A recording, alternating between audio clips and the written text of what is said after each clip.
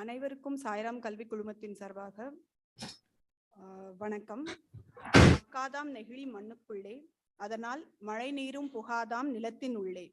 இதை அறிந்த மானிடரும் உணரவில்லை, அதனால் நாளும் பெருகுதாம் நெகிழி பாருக்குள்ளே.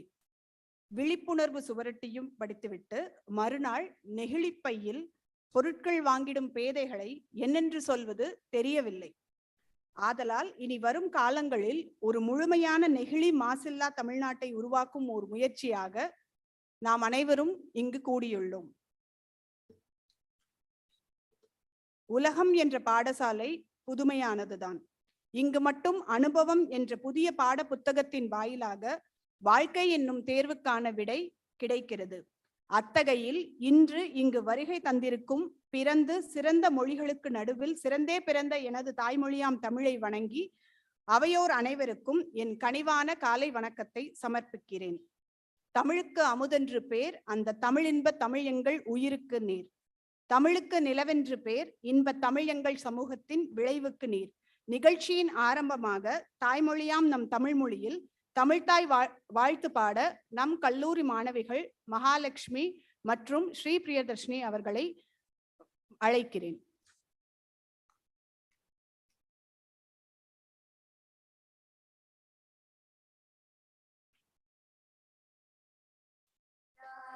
கடலுடுத்த நிலமடந்த கெழிலொழுகும் சீராரும் வதனமென திகழ்வரத கண்டமிது. வெக்கணமும் அது சிறந்த திராவிடனல் திருநாடும் தக்க சிறு பிறை நுதலும் தரித்தனரும் திலகமுமே. அத்திலக வாசனை போல் அனைத்துலகும் இன்பமுற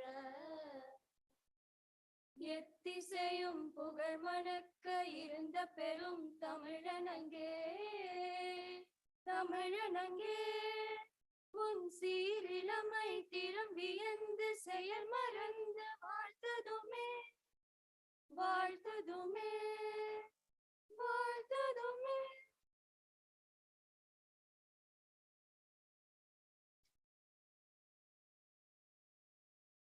தேங்க்யூ. இருளை நீக்கும் ஒளி. இந்த நெகிழியை தமிழ்நாட்டை விட்டு ஒழிப்பதற்கு, இந்த ஒளியை குத்து விளக்கை ஏற்றி நெகிழி என்ற அரக்கனை அழிப்பதற்கு இந்த மகத்தான பங்கெடுப்பை முன்னோடிகள் மூலம் தொடங்க இருளை நீக்க நம் அவையில் அமர்ந்திருக்கும் சான்றோர்களை வருக வருக என்று வரவேற்கிறேன். Please sirs, we request dignitaries to come on to the dais to light the kuttu vilakku. Please. Ladies, please accompany teachers, chairmen.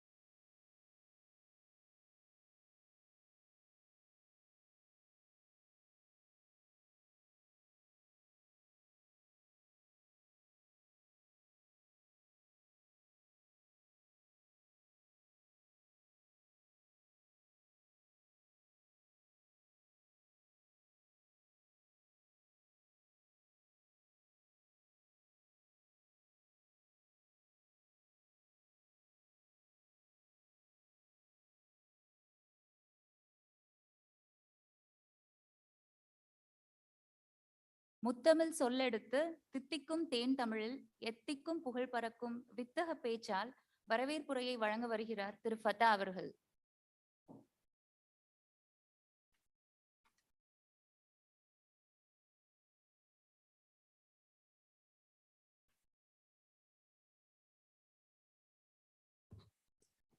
எல்லா புகழும் இறைவனுக்கு. நெகிழி மாசில்லா தமிழ்நாடு, நெகிழ்ச்சியான தமிழ்நாடு, மகிழ்ச்சியான தமிழ்நாடு. இந்த அருமையான காலை வேளையில் உங்கள் அனைவரையும் இங்கு வருக வருக என வரவேற்கிறேன். இந்த நிகழ்ச்சியை காணொளி மூலமாக பார்த்து கொண்டிருக்கக்கூடிய அனைவருக்கும் என்னுடைய முதலாவது நன்றியை தெரிவித்துக் கொள்கிறேன். ஏன்னா வரவேற்புகள் நன்றி சொல்லக்கூடாதுன்னு சொல்லுவாங்க. ஏன்னா இத்தனை பேர் இந்த நிகழ்ச்சியை பார்க்கறதுக்காக எல்லாரும் அவ்வளோ காலையிலேருந்து அவளோட வெயிட் பண்ணிட்டு இருக்கீங்க. ஸோ உங்கள் எல்லாரையும் முதல்ல வரவேற்கிறேன். முதலாவதாக இந்த நெகிழி மாசில்லா தமிழ்நாடு இயக்கத்தில் பணியாற்றுவதற்கு எனக்கு வாய்ப்பளித்த மாண்புமிகு தமிழ்நாடு முதலமைச்சர் அவர்களுக்கும் மற்றும் மாண்புமிகு தமிழ்நாடு பள்ளி கல்வித்துறை அமைச்சர் அவர்களுக்கும் முதலாவதாக என்னுடைய பணிவான்ற வாழ்த்துக்களை தெரிவித்துக் கொள்கிறேன்.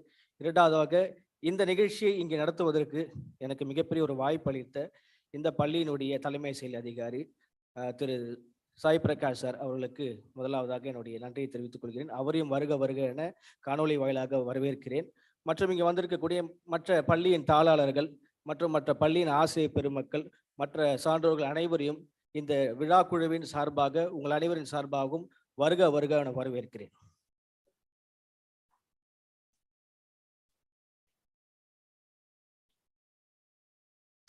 The objective of Youth Day is to amplify the message that action is needed across all generations to achieve the sustainable development goals and leave no one behind. So in that scenario, I call upon our young youth, Dr. Sultan Khalifa. I just want to give an intro about him. United Nations SDSN Youth Regional Project Officer for Sustainable Development Goals Student Program for Asia Pacific region. He's the inventor of a low-cost oxygen concentrator from uselessly overthrown materials. He's the co-founder of Hilang Digital Private Limited, a potential cybersecurity company that could resolve major cyber-related vulnerabilities. Recipient of the Australian Government Global Distinguished Talent Award for its contribution to the field of medical technology. He's the inventor of miniature sensor that could potentially diagnose diabetes and breast cancer from the human birth. And he proposed a principle to diagnose COVID-19 from the human breath, and one among 239 experts wrote to the World Health Organization that COVID-19 is an airborne disease. He has developed a curriculum to educate school children regarding climate change and its action. Previously trained at Anna University, India, Amity University, India, National University of Singapore, and University of California, Berkeley, USA, Lawrence Berkeley National Laboratory, USA, and King Abdullah University of Science and Technology, Saudi Arabia, and Imperial College, London, and RMIT University, Australia. Specialist in school, higher education, health, science, and climate policies. And now we invite Dr. Sultan Khalifa to handle the session. Please, sir.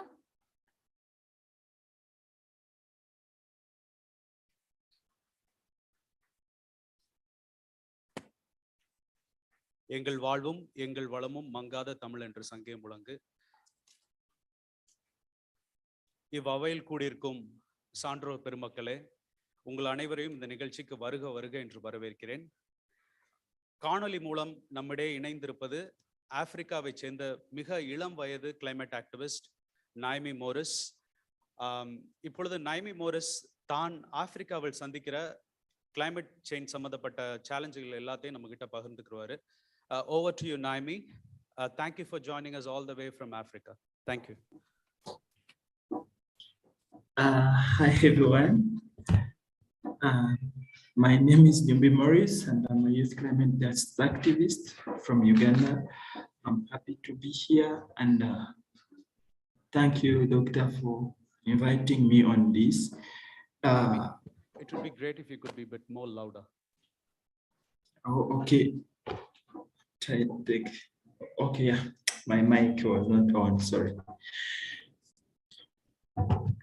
Thank you so much for this wonderful opportunity, for inviting me on this My name is Newman Morris, as you introduced, and I'm a youth climate justice activist from Uganda. And one of the pressing issue right now is about actually plastics. I want to talk about plastic pollution in Africa. In 2015, Africa generated 19 tons of plastics, garbage, and 17 million tons were just mishandled. So when we continue with such path as Africans, we are going to multiply this number times 5 by 2060, and our mission to achieve the Sustainable Development Goal will be nowhere. But again, you may be asking, how do you say that plastic like 17 garbage were generated in 2015? These plastics actually are coming from global north. We are having a new colonial rule whereby we don't have anything to say whenever these countries want to do something in our country. Plastics have been exported actually from Europe to Africa. In last year in Germany, there was a company called Hapag-Lloyd. They were actually discovered by the Senegalese customs when they are smuggling 24 million tons of plastics to Senegal. And you can see why today, when we see flooding in Africa, people claim it is all about heating the temperature, but sometimes it's not like that. It is the plastics that have been dumped in our countries that are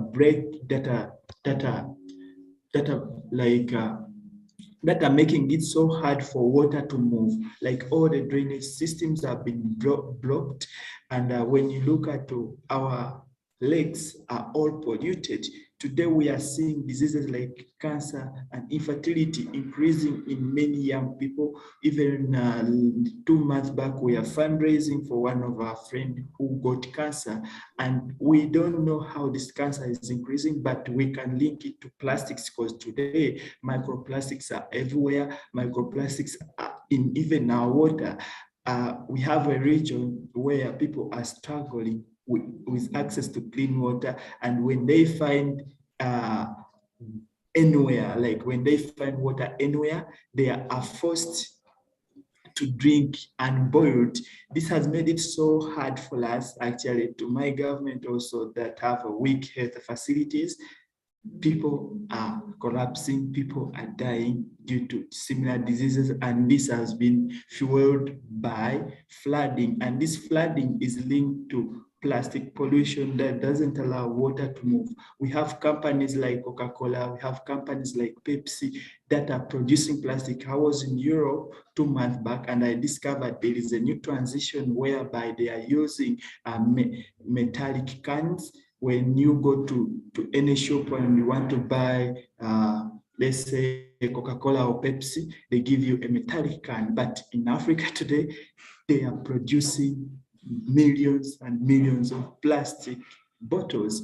But we are trying we are saying we have a goal of, we have agenda 2030 whereby we have to achieve it by all means, but we can't continue with this path when we see our people dying and when we know the cause of the death. Today, you saw flooding in my country, you saw flooding in Bangladesh. I'm seeing flooding almost everywhere, but we can limit it by allowing this to stop. One is we need to change the mindset of our people, because if our governments are focusing on money, if our government are not ready to stop working with these companies that are polluting, then it is the mindset of we individuals that has to change. How? We have to educate our people about the challenges and the dangers of using plastics. And also we have to tell them that, yeah, boycotting microbeads should start with you, not the government. You have to stop using single-use plastics, and also you have to learn how to keep them in a safe place wherever you are done using them, because without doing that, this is going to cause a very hard time for us, all of us. And the second thing is we need our countries to put I call it what, trash vans, whereby at least after 2 weeks or 1 week, these trash vans come and pick all these plastics. Because today we are seeing our people burning plastics and they don't know the consequences that occur whenever this plastic is banned. So we have collection points, but even these collection points, no one bothered to come and clear them. So plastic is seen everywhere, and when it rains, flooding takes it direct to our lakes, killing marine animals and even we individuals. Also, one other thing that I'll call upon all young people to do is, because I read somewhere where I discovered that India is also among the top, actually is on the top when we look at the countries that are mostly affected by plastic pollution. And how are we going to stop this? Because yes, it is happening in Africa and now India is also on top. One thing for young people to do is we have to call our leaders to stop investing in fossil fuels, because plastics is also part of fossil. It has a chemical that is known as petrochemical. This petrochemical product comes from fossil fuels. Without phasing out fossil fuel subsidies, plastic pollution will continue. Okay, plastics, they will continue to produce more plastics. So for young people, we have to demand our leaders to stop investing in unsustainable projects that continue to fuel our suffering. And the message to young people also is, you can only do something today. Without doing it, your future is at stake. It is the International Youth Day, whereby every youth should take action. For me today in Uganda, I'm trying to educate young people about climate change. I'm trying to hold leaders accountable by setting up climate strikes. I'm always on street every Friday. Even today, I might be there, but this is my individual activity. I'm also planting trees in my country. I've planted so far 48,000 saplings with my team. I'm not alone. And I'm trying to make sure that young people are united in climate action. Achieving Agenda 2030 is not an individual like, I call it what?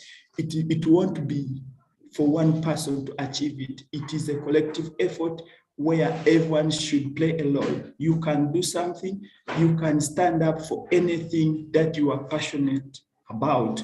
Today, I'm doing that, and I'm happy to be here with you today. Thank you. Thank you so much, Naomi.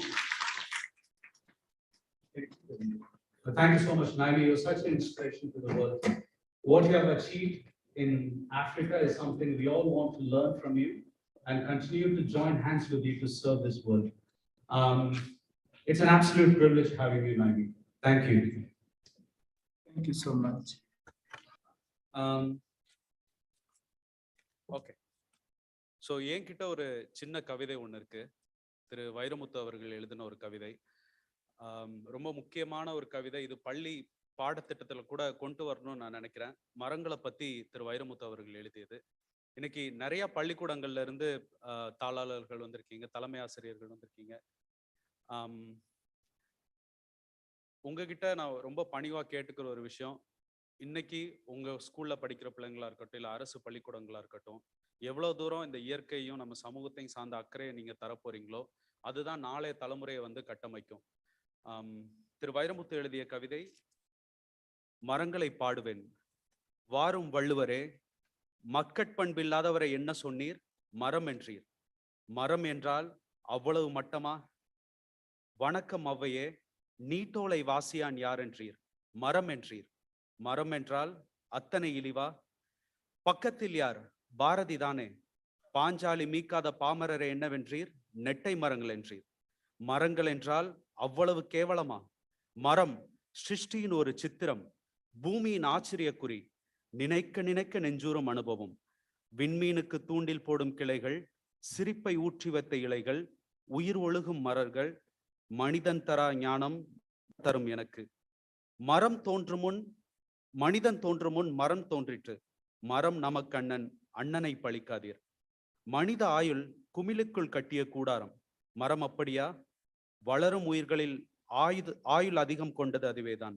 மனித வளர்ச்சிக்கு 30 வந்தால் முற்றுப்புள்ளி. மரம் இருக்கும் வரை பூ பூக்கும், இறக்கும் வரை காய் காய்க்கும். வெட்டி நட்டால் கிளை மரமாகுமே, வெட்டி நட்டால் கரம் உடம்பாகுமா? மரத்தை அறுத்தால் ஆண்டு வயது வளையம் சொல்லும், மனிதனை அறுத்தால் உயிரின் செலவைத்தான் உறுப்பு சொல்லும். மரத்திற்கும் வழுக்கை விழும், மறுபடி முளைக்கும். மரத்திற்கும் வழுக்கை விழும், ஆனால் மறுபடி முளைக்கும். நமக்கோ உயிர் பிரிந்தாலும் மயிர் உதிர்ந்தாலும் ஒன்றென்று அறிக. நமக்கோ உயிர் பிரிந்தாலும் மயிர் உதிர்ந்தாலும் ஒன்றென்று அறிக. மரங்கள் இல்லையேல் காற்றை எங்கே போய் சலவை செய்வது? மரங்கள் இல்லையேல் மழைக்காக எங்கே போய் மனு செய்வது? மரங்கள் இல்லையேல் மண்ணின் மடிக்குள் ஏதப்பா ஏறி? பறவைக்கும் விலங்குக்கும் மரம் தரும் உத்தரவாதம் நாம் தருவோமா? மனிதனின் முதல் நண்பன் மரம், மரத்தின் முதல் எதிரி மனிதன். ஆயுதங்களை மனிதன் அதிகம் பயன்படுத்தியது மரங்களின் மீதுதான். ஆயுதங்களை மனிதன் அதிகம் பயன்படுத்தியது மரங்களின் மீதுதான். உண்ண கனி, ஒதுங்க நிழல், உடலுக்கு மருந்து, உணர்வுக்கு விருந்து, அடைய குடில், அடைக்க கதவு, அழகு வேலி, ஆடத் தூளி, தடவ தைலம், தாளிக்க எண்ணெய், எழுத காகிதம், எரிக்க விறகு. மரம்தான் மரம்தான், எல்லாம் மரம்தான், மரந்தான் மரந்தான், மனிதன் மரந்தான்.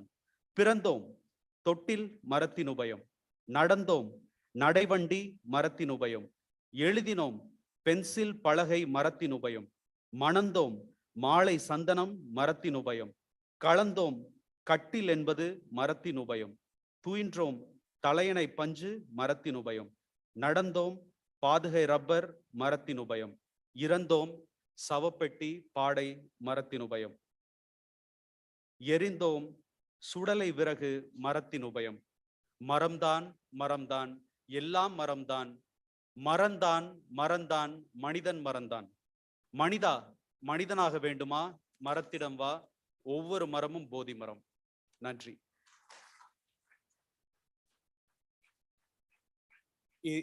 இதைத் தொடர்ந்து ஐநா சபையிலிருந்து பள்ளிகளுக்கான தூதுவர் திரு அமாண்டா அப்ராம் உங்களுடைய ஒரு சிறிய காணொலி வாயிலாக உரையாடுவார்கள். Hi everyone, my name is Amanda Abram and I am the Program Manager of the Global Schools Program. I'm very honored to have been asked to give a short address to you today at the launch of the Plastic Free Tamil Nadu movement that was organized by many stakeholders here.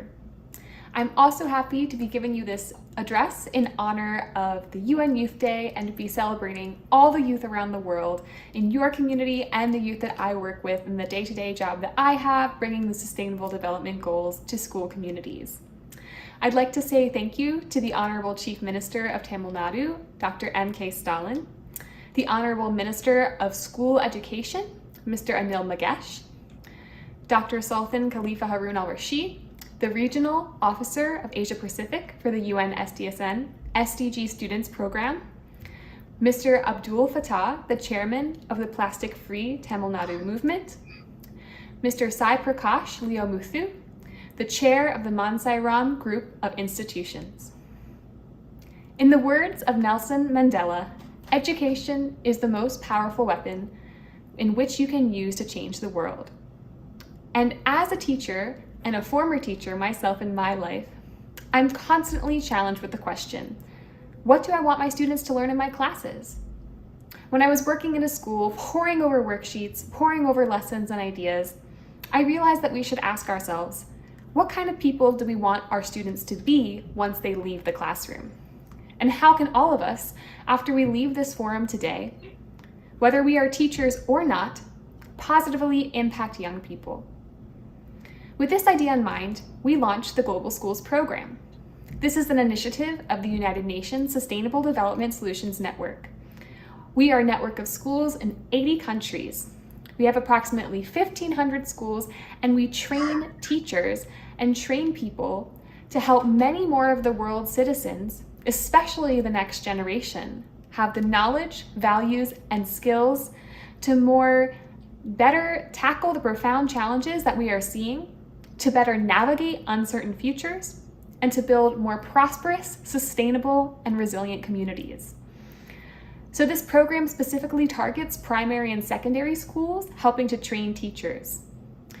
We have a huge community of teachers known as Global Schools Advocates who help bring their school on board, teaching 21st century skills, global citizenship, and sustainability. This is why I'm so happy to hear of the plastic-free movement, everything that is happening in the education community in honor of UN International Youth Day. My role in my job, I have the privilege of inspiring schools and teachers to join the movement for sustainability, helping schools, teachers, and communities create roadmaps and local strategies to integrate the goals in their curriculum and student activities. In my work, I have seen students write letters to their ministers of education and environment. I have seen people become community ambassadors, raise funds for community projects, and so much more. I ask myself, how am I shaping the future that we want? And as community members, teachers, students, and youth, we all can ask ourselves that too. We're all becoming leaders in shaping the future that we want. We all have a role and a responsibility to play to our planet and our communities. For all of you, as members of the Ministry of Education, students, affiliates, colleges, teachers, school administrators, and youth, you all have a voice in this mission. The work that you're doing will ensure that we're all prepared for a world where new policies and sustainability goals are set, and where everyone and all of the youth today become the leaders and activists of tomorrow. Thank you so much. It was an honor to give a short address at the launch of the Plastic Free Tamil Nadu event, and happy International Youth Day. Thank you, Amanda, for your kind words. I do know that you couldn't make it today online, but it's very kind of you to send through a short video to explain more about the United Nations Global Schools Program, especially for the correspondence year. The United Nations run a cohort of training for teachers. They train teachers as environmentalists. So if you'd like to be a part of this United Nations Global Schools Program, please get in touch with me. I can facilitate that for you. I'm also in conversation with many state governments, national governments across the globe to facilitate the UN Global Schools training for teachers. So with that very kind note, I'll pass on this again back to our amazing comparators. Thank you so much for doing a wonderful job. Thank you.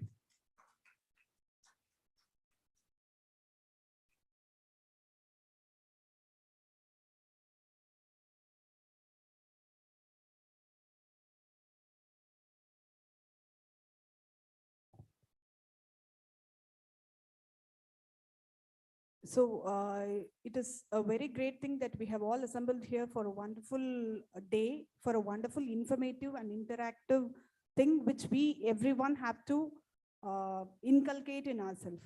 On that note, I kindly request our chairman and CEO, Shri Sai Prakash Leomuthu sir, to give his presidential address. Please, sir. Thank you, ma'am. Very good morning to one and all. First of all, I had some work in the morning, so I couldn't join physically. It will be great. I will be joining in the afternoon. Thanks to Abdul Fatah, who has been always an inspiration, and Masilla Tamilagam, Negli Tamilagam, Magilchiana Tamilagam. So other than that on the day of United Nations Youth Day, this has been organized in our campus. And first of all, thank you and congratulations for taking it forward. And Sultan, who has been always supportive for us. Sairam institution is one of the institution which has adopted sustainable development goals in a very initial stage. From 2017 onwards, we have been adopting that in all our activities, and we see a phenomenal change in the culture, what it's happening. We need a driving force. So a driving force is not only, it should be channelized, and we need my dad used to say that often, நதி கரைகள் இருந்தாதான் நதிகள் சரியாக பயணிக்க முடியும், இல்லைன்னா காட்டாற்று வெள்ளமா தான் போயிட்டு இருக்கும். So அந்த நதி கரைகளாக this United Nations Sustainable Development Goals have been there. All our final year projects are aligned with that, and we have adopted 10 villages under Unnat Bharat Abhiyan. So to identify the problems of the society and giving a solution for those problems is very important. As an engineer, as an youth, as an citizen of the country, these things are mandatory. And today students have a lot of distractions. The government of Tamil Nadu is taking lot of initiatives for making things better. In the week kuda pathaka abolishing drugs, it's very important. So there are certain things which has been kept away from the society, which has not been discussed. Now everything is taking into good shape, in good boundaries. I thank Nobi from Africa and Madam from United Nations Program Manager. So school is a right place to inculcate. Vidaigal vidaikirathukku sariyana idam அப்படின்னாக்க schools தான். In today's scenario, all family members are after this COVID pandemic, things have totally changed. And I loved Sultan's that ஒரு மரத்துல எவ்வளவு பயன்கள் இருக்கு அப்படின்றது, தொட்டில் முதல் சுடுகாடு வரை அந்த மரத்தோடைய பயணம் எப்படி இருக்குன்னு. I'm proud that Sairam has planted more than 4 lakh trees through Green Kalam project. Green Kalam project வந்து ஒரு 4 லட்சம் மரங்களை நாங்க நட்டிருக்கிறோம். கலாம் சார் மூலமாவே வந்து I have been awarded for that. So அதெல்லாம் வந்து it's an acknowledgement which motivates us to do better. So we want to continue those things with the support of students community and faculty community. We will be able to achieve that. And more importantly, we are about to celebrate our 75th Independence Day.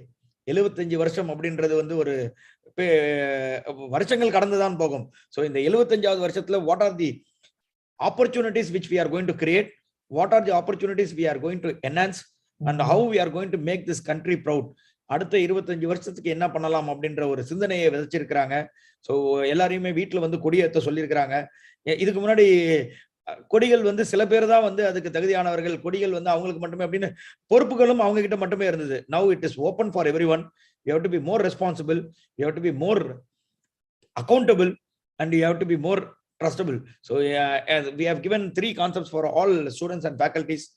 Rise ன்னு ஒன்று கொடுத்துருக்கிறோம். It's to inspire people. Inspiration is very important. Getting inspired and inspiring others, both are equally important. So we have to make sure that whatever activity that we are doing, it's acknowledged and it is followed by some people, and it is copied by some people. Once if your things are getting copied, you are doing wonders. So then we have to make the process better. So we have given the improving the process, EOMS, and ultimately sustainable development goals. For any activity, ஒரு நாடை சுத்தமா வச்சுக்கணும், வீடை சுத்தமா வச்சுக்கணும், நாடு முன்னேற்றம் அடையணும், ஸ்மார்ட் சிட்டியா இருக்கணும், எல்லாருமே ஆசைப்படலாம். பட் அதுக்கான செயல்பாடுகள் வேணும். So we have given that instilling the purpose, where I thank our students and faculty for taking it in a better way. Yesterday we have launched this Innovathon, and Ideathon, Solvathon முடிச்சு நேத்து Innovathon start பண்ணியாச்சு. So I congratulate Dean Innovation and team for making those things possible. Principal Sairam Engineering College and Institute of Technology, we have signed an MOU with the defense technology. There are a lot of activities which I can foresee, and idukkulam kaaranam this inspiring people, improving process. Adodi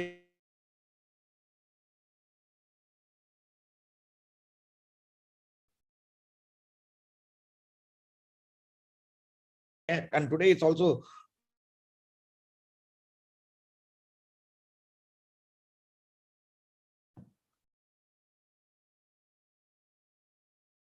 in the thing where 33% of our entire country should be covered by forest. We are 27 currently.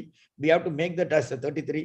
Let us make things better with the support of this youth. I have a lot of confidence that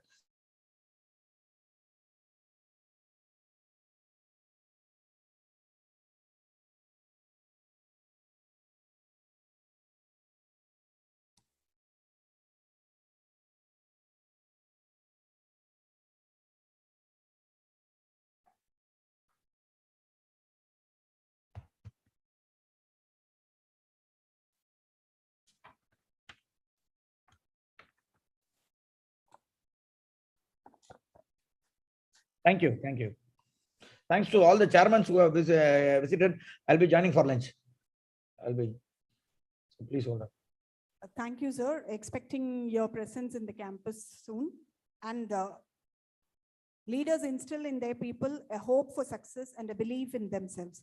Positive leaders empower people to accomplish their goals. One such leader is our chairman and CEO. And we have Sairam Institutions as a group has done n number of things marvelously in the field of environment, safety and health. And very important thing which I would add upon to his address is that we have got Swachh Bharat award consecutively for the past 2 and 3 years. So moving on with the agenda, பூவுலகின் நண்பர்கள் இயக்கம்.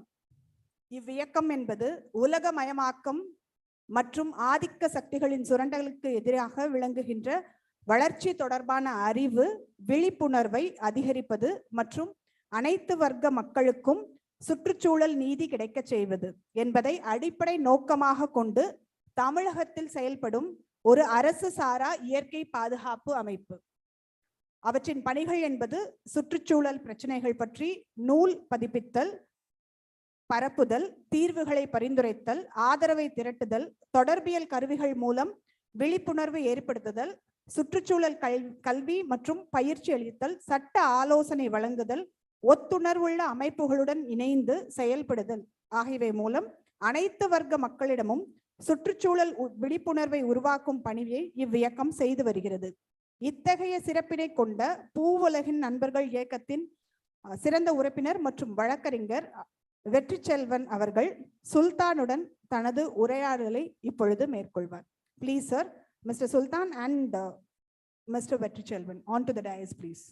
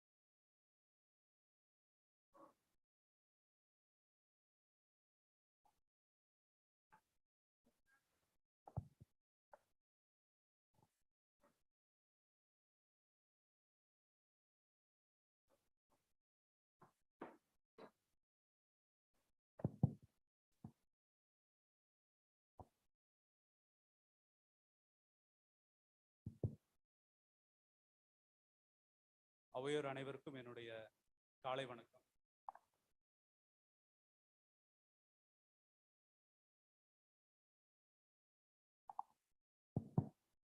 அவையோர் எல்லோருக்கும் மீண்டும் என்னுடைய காலை வணக்கம்.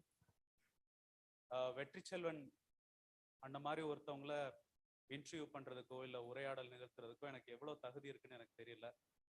ஏன்னா பூவுலகின் நண்பர்கள் தமிழகத்துல ஏற்படுத்திட்டு இருக்க இந்த மாற்றம், ஏற்படுத்தியிருக்க மாற்றம்ங்கிறது வார்த்தைகளால வர்ணிக்கவே முடியாத ஒன்று. எந்த ஒரு டிலேயுமே இல்லாம அண்ணனை பேசுறதுக்கு நான் அழைக்கிறேன். அனைவருக்கும் வணக்கம். ஸோ டாக்டர் சுல்தான் அவர்கள் ரொம்ப தன்னடக்கத்தோட சொன்னார். வெற்றி செல்வனை என்ன பற்றி சொல்றதுக்கெல்லாம் நான் என்னை பற்றி ஒரு சின்ன அறிமுகம் ஃபர்ஸ்ட் சொல்லலாம்னு நினைக்கிறேன். ஏனென்றால் பூவுலகின் நண்பர்களை பார்த்து ஒரு சின்ன ப்ரீஃப் இன்ட்ரோடக்ஷன் கொடுத்தாங்க. ஸோ என்னை பற்றி சின்ன அறிமுகம்னா உங்களுக்கு ஈஸியாக இருக்குன்னு நினைக்கிறேன் கம்யூனிகேட் பண்ணுறது. அந்த லாஸ்ட் ரோவில் உட்காந்துருக்கீங்களா, லாஸ்ட் பெஞ்ச். ஸோ நானும் ஒரு லாஸ்ட் பெஞ்ச் ஸ்டூடெண்ட்டு தான். அப்படி தான் என்னுடைய கல்லூரி காலம், பள்ளி காலங்கள் செவன். அதாவது இந்த ஸ்கூல்ஸ் அண்ட் காலேஜில் ஒரு பழக்கம் உண்டு, இப்போ இருக்கான்னு தெரியல. நல்லா படிக்கிற பசங்களை தூக்கி முன்னாடி உட்கார வச்சிருப்பாங்க. இந்த படிக்காதுன்னு ஒரு கேட்டகரி அவங்கள வச்சிருக்காங்க இல்லையா, இந்த சோகால்டு படிக்காது, அந்த மாதிரி சில ஸ்டிக்மாஸ் எல்லாம் இருக்குங்களா, அவங்களுக்கு கடைசி பெஞ்சில் போட்டிருப்பாங்க. வெற்றி ஒரே நிமிஷம், எல்லாரும் என்னையும் அப்படிதான் சொல்லுவாங்க. ஸோ இல்ல யார் யாரெல்லாம் படிக்காத பசங்கன்னு சொல்றாங்களோ அவங்க எல்லாம் இன்னைக்கு நல்லா தான் வந்திருக்காங்க. ஸோ இது இல்ல அது உண்மைதான், அதுக்கு எக்ஸாம்பிளா இருக்கும். ஆனா நீங்க பெங்ஸ்லிங்கிறீங்க, சிங்கப்பூருங்கிறீங்க, இங்கிலாந்துல படிச்சாங்கிறீங்க, அமெரிக்காவில் கூப்பிட்டாங்கிறீங்க, ஜப்பான்ல கூப்பிட்டான்னு சொல்றீங்க, அந்த கதையெல்லாம் நீங்க சொல்றீங்க. நான் அப்படிலாம் ஒன்றும் பெருசா ஒன்றும் படிக்கல. யூஜி என்னுடைய லா நான் சேலத்தில் முடிச்சிட்டேன். பிஜி பண்றதுக்காக போஸ்ட் கிராஜுவேஷன் பண்றதுக்காக இங்கே லா யூனிவர்சிட்டிக்காக சென்னைக்கு வரேன். ஸோ அப்போதான் முதல்ல நான் சென்னைக்கு வரேன். என்னுடைய அதிகபட்சமான வெளியூர் பயணம் அப்படிங்கிறது சென்னையாக தான் இருந்தது. நீங்க ஆஸ்திரேலியாங்கிறீங்க, யூகேங்கிறீங்க, அதுக்கு சொன்னேன். ஸோ என்னுடைய பள்ளி காலங்களில் இருக்கக்கூடிய என்ன அனுபவங்கள் அப்படி சொல்கிறேன். இன்னொன்று, பப்ளிக் எக்ஸாம் நடக்கும்போது பார்த்தீங்கன்னா, அப்போ ஒரு பட்டிமன்றம் வச்சாங்க. சரி வெற்றி செல்வனை நான் பப்ளிக் எக்ஸாமுக்கு அலோவ் பண்ணுவோம் வேண்டாமான்னு. ஏன்னா பிரைவேட் ஸ்கூல் இல்லையா, அவங்க ஸ்கூல் பேர் டேமேஜ் ஆகிடக்கூடாதுல்ல, அந்த 100% ரிசல்ட் வரணும், அதுக்காக வந்து இவனை அனுப்புறதா வேண்டாமான்னு சொல்லி அதில் எப்படியோ வந்து பப்ளிக் எக்ஸாம் முடிச்சு. எங்கள் அப்பா ஜுடிஷியரியில் இருந்தார், ஸோ மேஜிஸ்ட்ரேட்டாக இருந்தாங்க. ஸோ நான் அப்போ நீதித்துறை சார்ந்து இருக்கக்கூடிய அந்த எதுக்கும் போகக்கூடாதுன்னு நினச்சேன். ஏன்னா நீங்கள் படத்துலலாம் பார்த்துருப்பீங்க, வக்கீல் ஆஃபீஸ் அப்படின்னா இருக்கும், பெரிய பெரிய புக்காக வரிசை அடிக்க வச்சுருப்பாங்க, பார்த்துருக்கீங்களா? அப்படியே நான் 8ஆம் கிளாஸ் படிக்கும்போது எங்கள் அப்பா வந்து நைட்டு உட்காந்து பண்டில் திரட்டி எழுதிட்டு இருப்பார். என்னடா இவ்வளோ பெருசாக புக்கெல்லாம் படிச்சுட்டு இருக்காங்க, சத்தியமாக நாம வழக்கறிஞர் ஆகக்கூடாது, லா வேண்டாம் அப்படின்னு நினச்சிட்டு இருந்தேன். ஆனால் நான் எடுத்த மார்க்கு அதுக்கு வந்து எங்கள் அப்பா சொன்னார், மகனே காசு கொடுத்து உன்னை இன்ஜினியரிங் சேர்த்து விட்றேன், படிக்கிறியான்னாரு. எப்போ திருப்பி மேக்ஸ் எல்லாம் என்னால் படிக்க முடியாது, இந்த மேக்ஸு ஃபிசிக்ஸு இன்னைக்கு வரைக்கும் இன்டெகிரல் கால்குலஸு டிஃபரன்ஷியல் கால்குலஸ் என்னன்னு எனக்கு தெரியாது. என்ன மேடம் அவங்க ஸோ அதனால அதெல்லாம் எதுவுமே இல்லாம ஒரு கோர்ஸ் எது இருக்கு ஆனா சரி லா கோர்ஸ், ஓகே லா காலேஜ் சேர்ந்துடலாம் அப்படின்னு சொல்லிட்டு எங்க அப்பா அப்படி லா காலேஜ் சேரும் போது எனக்கு கொடுத்த ஒரே கண்டிஷன் தான், மகனே இது 5 வருஷம் கோர்ஸு, நீ ஹரியர் எவ்வளோன்னு வச்சுக்கோ, ஆனா அது 5 வருஷத்துல முடிச்சிடணும். 5 வருஷம் கோர்ஸை 5 வருஷத்துல முடிச்சிரு, இடையில நீ எவ்வளவு அரியர் வைக்கிறத பத்தி எனக்கு அவ்வளோ இல்லை அப்படின்னாரு. அந்த டீலிங் எனக்கு பிடிச்சிருந்துச்சு. வெற்றிகரமா 5 வருஷம் கோர்ஸ் 5 வருஷத்துல முடிச்சேன். அதுக்கப்புறம் அரியர் வச்சேன். அது இல்லாம எப்படி அரியர் இல்லாத படிப்பு அரை படிப்புங்க. எங்க லா காலேஜ்ல ரொம்ப ஒரு இது உண்டு, எவிடன்ஸ் ஆக்ட்னு ஒன்று இருக்கு, ரொம்ப ஒரு கஷ்டமான ஒரு சப்ஜெக்ட் சொல்லுவாங்க. அதுல இந்தியாவின் மிக ரொம்ப பிரபலமான வழக்கறிஞர் பார்த்தீங்கன்னா ராம்ஜெத் மிலானி, ரொம்ப அதிகமா சுப்ரீம் கோர்ட்ல வந்துட்டு சார்ஜ் பண்றவர் தான். பெர் ஹவர் வந்துட்டு அப்பவுமே அந்த காலத்திலேயே லேக்ஸ். இப்போ இன்னைக்கு பாத்தீங்கன்னா பெர் ஹவருக்கு 10 lakhs 15 lakhs சார்ஜ் பண்ணக்கூடிய சீனியர் அட்வொகேட்ஸ்லாம் இருக்காங்க.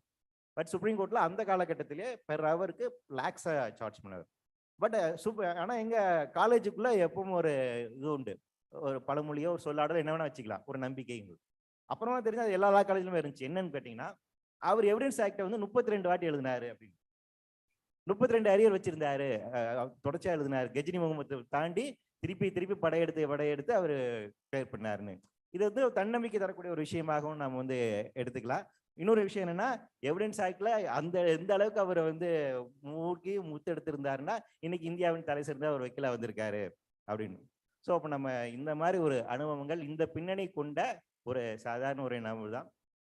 வழக்கறிஞராக நான் இப்போ இங்கே வந்திருக்கேன், பூலிங் நண்பர்களுடைய ஒரு பார்ட்டாக வந்திருக்கேன். அப்படிங்கும் போது கூடுதலான இன்னொரு விஷயம் இருக்கு. நீங்க இப்போ இங்கே எவ்வளோ இன்ஜினியர்ஸ் இருக்கீங்க, என்ன எவ்வளோ சயின்ஸ் ஸ்டூடெண்ட்ஸ் இருக்கீங்கன்னு தெரியல, மோஸ்ட்லி எல்லாம் சயின்ஸ் டெக்னாலஜி இன்ஜினியர்ஸ் இருப்பீங்க இல்லைங்களா? நீங்கள் சோஷியல் இன்ஜினியரிங் சமூகத்தில் இருக்கக்கூடிய எல்லா இன்ஃப்ராஸ்ட்ரக்சரையும் டெவலப் பண்ணுறது எல்லாமே நீங்கள் தான். முக்கியமான கண்டுபிடிப்பு கொண்டு வர போகிறது எல்லாமே நீங்கள் தான். இந்த சமூகத்தை கட்டமைப்பதில் உங்களுக்கு ஒரு முக்கியமான ரோல் இருக்கு. ஆனால் அது சரியா தப்பான்னு சொல்றதுக்கான அதிகாரம் எங்ககிட்ட தான் இருக்கு. நீங்கள் என்ன வேணா இருக்கும், நீங்கள் ஐன்ஸ்டீனா கூட இருந்துக்கோங்க, E=mc² நீங்கள் சொல்லுங்க, நாங்கள் கோர்ட்டில் போயிட்டு ஐயா இது தப்புங்க ஐயா, ஆஸ் பர் தி AR 1997 இந்த கேஸ் ஆஃப் சோன்சோ இந்த E=mc² அப்படிங்கிறது இல்லை, E=mc தான், ஸ்கொயர் தப்ப தெரியாத போட்டாங்க, அது ஒரு பிரிண்டிங் மிஸ்டேக்கு அப்படின்னு சொன்னேன்னு வைங்க, ஒரு 2 ஜட்ஜு உட்கார்ந்து ஆமாமா கரெக்டு வெற்றி பயங்கரமா ஆர்கியூ பண்றாப்ல அப்படின்னு சொல்லிட்டு உங்களுக்கு தெரியாது சட்டம் ஒன்றும் இல்லை மயிலாட் அப்படின்னு நான் சொன்னேன்னு வைங்களேன், அவங்க ஒரு தீர்ப்பு எழுதிட்டாங்கன்னா E=mc தான். அப்போ சட்டம் என்பதற்கான எவ்வளவு வலுவாக இருக்கிறது அப்படின்னு ஒரு இந்திய கட்டமைப்புல நம்ம அரசாங்கத்தை பொறுத்த வரைக்கும் ரூல் ஆஃப் லா அப்படிங்கிற ஒரு முக்கியமான விஷயம். நீங்க எந்த விஷயம் செயல்படுவதாக இருந்தாலும் அதுக்கு ஒரு சட்டம் இருக்குது. அது நீங்க சாதாரண ஒரு தீப்பெட்டி வாங்கினாலும் சரி, ஒரு டிக்கெட் எடுத்தாலும் சரி, அதில் தேட்டரில் போய் ஒரு பாப்கார்ன் வாங்குறீங்கனாலும் சரி, எல்லாத்துக்குமே நீங்கள் டேக்ஸ் கட்டுறீங்க, அந்த பில்லு உங்களுக்கு வரும். அப்போ உங்களுக்கு டேக்ஸ்லாம் அங்கே வந்து எக்ஸிக்யூட் ஆகுது. நீங்கள் பஸ்ஸில் ஏறுறீங்க இறங்குறீங்க அப்படிங்கும் போது மோட்டார் வெஹிக்கிள் ஆக்ட் அப்படிங்கிற சட்டம் வந்து உங்களை வழிநடத்தும். டிராஃபிக் சிக்னல் நீங்கள் ஒரு ரெட் லைட் எரிஞ்சோன்னா டக்குன்னு நிறுத்தணும், உங்களுக்கு தன்னை போல கை போகுது இல்லையா, உங்களுக்கு தோணுது இல்லையா, அப்போ அது வந்து ஒரு சட்டம் அங்கே இருக்கு, அது மீறினா நம்ம தண்டிக்கப்படுவோம் அப்படின்னு சைக்காலஜிக்கலா உங்களுக்கு பழக்கப்படுத்துவது. அப்போ சட்டம் என்பது எல்லா வகையிலும் உங்களை கட்டுப்படுத்தக்கூடிய ஒரு அம்சமாக இருக்கின்றது. அப்ப சட்டத்துறை அதனாலதான் முக்கியத்துவம் பெறுது. எந்த அளவுக்கு நீங்க ஒரு விதமான இன்ஜினியர்ஸோ, நாங்க வந்து சோசியல் இன்ஜினியர்ஸ். எங்களுக்கு அப்படி சொல்லிக்கிறதுல வருது, பத்தே நாங்களும் இன்ஜினியர் தான் அப்படிங்கிறது. ஏன்னாண்டா இந்த சமூகத்தினுடைய வடிவமைப்பு எப்படி இருக்க வேண்டும், என்ன மாதிரி சட்டங்கள் தேவை, கல்வித்துறை எப்படி இருக்க வேண்டும், கல்வி பயிற்றுவிக்கும் முறை எப்படி இருக்க வேண்டும் அப்படிங்கிறது எல்லாம் அடிப்படையாக பேச இருக்கக்கூடியது சட்டம் தான். இப்போ இந்த சட்டம் அப்படிங்கிறது ஏன் இன்னைக்கு டாபிக் ரிலவன்ஸ் அப்படின்னா, இந்த பிளாஸ்டிக் ஒழிப்புல இருந்து ஆரம்பிச்சு அடுத்து நமக்கு மிகப்பெரிய பிரச்சனையாக இருக்கக்கூடிய கிளைமேட் சேஞ்ச், காலநிலை மாற்றம், இந்த 2 பிரச்சனைகளுக்குமே சட்ட ரீதியாக நீங்கள் தீர்வுகள் காணாமல் நாம இதுல வந்து வெற்றி பெற முடியாது. ஏன் அப்படின்னா, அறிவியல நம்ம எவ்வளவு வேணா பேசலாம், எவ்வளவு கண்டுபிடிப்புகள் இருக்கு. நீங்க இன்னைக்கு கிளைமேட் சேஞ்ச் அப்படிங்கிறத நம்ம ஒன்றும் பேசலாம், அதுக்கான சயின்டிபிக் எவிடன்ஸ் நிறைய பேர் இருக்கு. எத்தனை பேர் உண்மையில கிளைமேட் சேஞ்ச் நம்புறீங்க? கிளைமேட் சேஞ்ச் மறுக்கக்கூடிய ஆட்கள் யாராச்சும் இருக்கீங்களா? அப்படி நடக்கல, அது வந்துட்டு போய் இட்ஸ் அன் அன்சைன்டிபிக் ஃபேக்ட் அப்படின்னு யாராச்சும் நம்புறீங்களா? நல்ல வேலை, டொனால்ட் ட்ரம்ப் நம்புறாரு. அவர் நம்புறாரு, அதான் கேட்டேன். அவர் கேட்டது ரொம்ப லாஜிக்கான கேள்விதானுங்க. அவர் கேட்டாரு, ஒரு எலெக்ஷன் தான் கேட்டாரு, குளோபல் வார்மிங் சொல்றீங்க, பாரு இவ்வளவு குளிர் இருக்குது, இவ்வளவு பனிப்பாறை இருக்குது, நீ எப்படியா குளோபல் வார்மிங் சொல்றீங்கன்னாரு. அவரோட இது லாஜிக் கரெக்டா, அது 40% ஆஃப் அமெரிக்கன்ஸ் நம்புறாங்க. அதுதாங்க முக்கியம். ஸோ அப்போ சமூகத்தில் இந்த ஒரு கிளைமேட் சேஞ்ச் போன்ற ஒரு அறிவியல் ரீதியா இருக்கக்கூடிய விஷயங்கள் ஒரு பொலிட்டிக்கல் ஆங்கிள் எப்படி பார்க்கப்படுகிறது, the politics of climate change, the politics of environment அப்படிங்கிறது ரொம்ப முக்கியமான விஷயம். ஸோ அந்த இடத்தில் தான் சட்டத்திற்கான பங்கு வருகிறது. நீங்க சட்ட ரீதியாக ஒரு விஷயத்தை அணுகாமல் அதுக்கு பின்னாடி இருக்கக்கூடிய அரசியலை புரிந்து கொள்ளாமல் அதற்கான தீர்வை நோக்கி நகர முடியாது. இப்ப கிளைமேட் சேஞ்சை பத்தி நாம ஏன் தெரிஞ்சுக்கணும் அப்படிங்கிற ஒரு கேள்வி இருக்கு. நமக்கு நிறைய பிரச்சனைகள் இருக்கு. காலையில எழுந்திரிச்சு நாம வீக்கெண்டு ஒரு படம் பார்க்கறக்க எவ்வளவு செலவு பண்ண வேண்டியது இருக்கு, எப்படி போறது அப்படிங்கிறது. அது இப்ப இந்த வாரம் வந்துட்டு இதெல்லாம் மொக்க படமா ரிலீஸ் பண்ணி வச்சிருக்காங்க. ஒன்றும் சரியில்லை. நம்ம ஃபாரஸ்ட் கம்ப இன்ஸ்பயர் பண்ணி அமீர் கான் நடிச்ச படம் கூட சரியில்லைன்னு ரிவ்யூ வந்துச்சு. காய்ஸ் உங்களுக்கு எப்படின்னு தெரியல, அது பார்க்கலாம் நினைச்சிட்டு இருந்தேன். என்ன சிங்க நினைக்கிறேன். ஸோ அப்படி இருக்கக்கூடிய இப்படி நாம பல்வேறு பிரச்சனைகள் இருக்கோம் இல்லைங்களா? வீக்கெண்ட் என்ன பண்ண போறோம், கை செலவு காசு இருக்குதா, அப்பாட்ட கேட்கலாமா, அம்மாட்ட கேட்கலாமா, இல்லை நாமளே வேற வழியில பார்த்துக்கலாமா அப்படிங்கிற இந்த பிரச்சனை இருக்கும் போது கிளைமேட் சேஞ்ச் அப்படிங்கிறது நம்மளோட அன்றாட வாழ்வியல்ல என்ன பிரச்சனை உண்டாக்கும். நண்பர்களே, ஒரு சின்ன எக்ஸாம்பிள் சொல்ல நினைக்கிறேன், கிளைமேட் சேஞ்ச் என்ன மாதிரி பிரச்சனை உண்டாக போகுதுன்னு. நான் சென்னைக்கு 2005ஆம் ஆண்டு வந்தேன். அதுக்கு முன்னாடி வரைக்கும் சென்னைக்கு வந்ததில்லை. நான் அப்பா ஜுடிஷியரியில் இருந்ததுனால 3 இயர்ஸ் ட்ரான்ஸ்ஃபர் ஆகிட்டே இருக்கும், அப்படி வேற வேற ஊருக்கு போயிருக்கேன். ஆனால் சென்னைக்கு அப்போ தான் ஃபர்ஸ்ட் டைம் வரேன். அதுக்கு முன்னாடி 1-2 வாட்டி வந்திருக்கேன், பெருசாக அனுபவம் இல்லை. சென்னைக்கு வந்து முதல்ல நம்ம போய் பார்க்கணும் அப்படின்னு நினைக்கக்கூடிய இடம்னா மெரினா தான் இல்லைங்களா? இப்போ தான் மால் இந்த மாதிரி நிறையா வந்துருச்சு. அப்போ மெரினா அப்படிங்கிறது ரொம்ப முக்கியமான, ஏன்னா சினிமாலலாம் பெசநகர் பீச் இருந்ததா? அப்போ பெசநகர் பீச் இருந்துச்சு, ஆனால் அப்படி ஒரு பீச் இருக்கு எனக்கு தெரியாது. ஸோ நான் அது நம்ம தமிழ் சினிமாவில் நமக்கு சொல்லப்படக்கூடிய விஷயங்கள், அந்த சென்ட்ரல் ரயில், புழல் சிறை, அப்புறம் வந்துட்டு நமக்கு மெரினா இல்லைங்களா? ஸோ மெரினா போனேன். இது 2005. அப்போ நான் வந்து மொரட்டு சிங்கிள். மெரினாக்கு அப்போ போறேன், அங்கே பார்த்தா எல்லாம் ஜோடி ஜோடியாக உட்காந்துட்டு இருக்காங்க. நீங்க நினைச்சு பாருங்க, கரெக்டா என்னுடைய காலேஜ் 5 இயர்ஸ் முடிச்சுட்டு பிஜி ஜாயின் பண்றதுக்காக மெரினா வர்றேன், பார்த்தா எல்லாம் ஜோடி ஜோடியாக உட்காந்துட்டு இருக்காங்க. உச்சி வெயில் அப்படி போட்டு கொளுத்துது.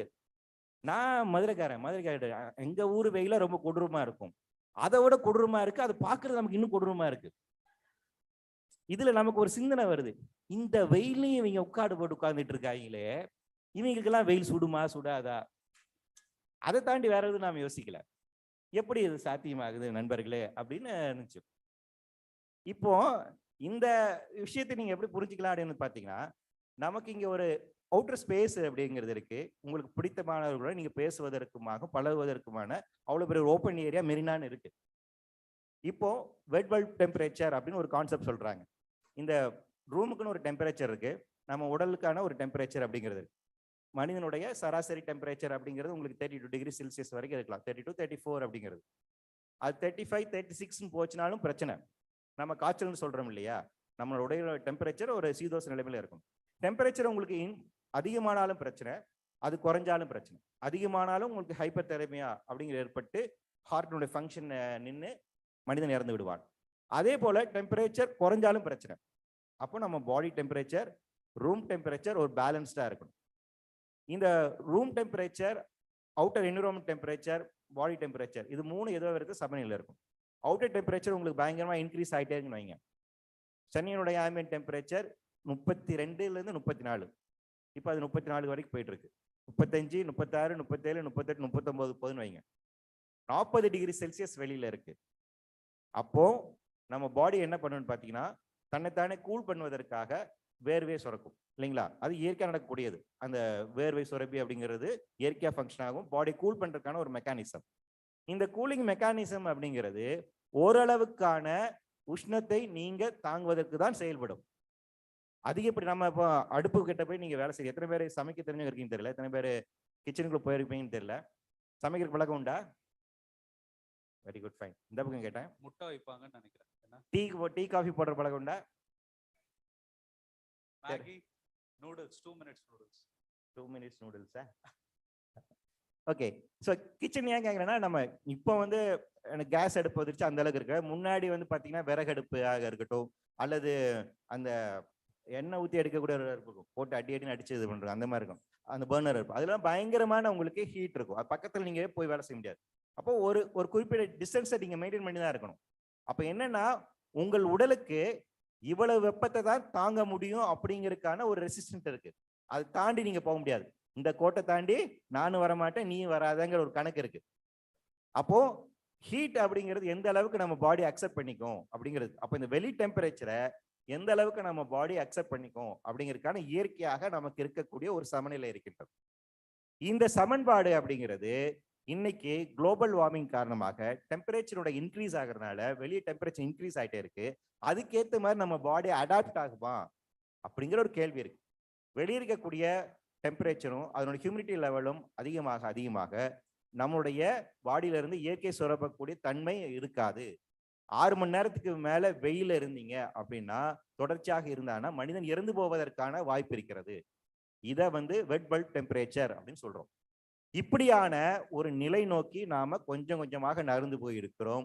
இது உங்களுடைய அன்றாட வாழ்வின் ஒரு பகுதியாக இருக்க போகிறது. நாளைக்கு நீங்க மெரினால ஜோடியா உட்கார முடியுமா அப்படிங்கிற ஒரு கேள்வி இருக்கு. அதனால் நாம் இன்றே ஆரம்பிக்க வேண்டியது சேவ் மெரினா அப்படிங்கிற ஹேஷ்டேக் போட்டு நாம மெரினாவை காப்பாற்றுவதற்கான உடனடி நடவடிக்கை இறங்க வேண்டிய தேவை இருக்கின்றது. இதற்காக நாம சிஎம் பிஎம் எல்லாரையும் பார்த்து மனு கொடுக்க வேண்டிய தேவை இருக்கின்றது. உடனடியாக ஒரு சைன் பெட்டிஷன் கேம்பெயின் ஆரம்பிச்சிரீங்களா? ஓகே. என்ன பதுன்னா, அவங்களுக்கு இப்ப மெரினா மட்டும் இல்ல, மால் நிறைய வந்துருச்சு, அங்க குழு பிரதேசம் இருக்குது.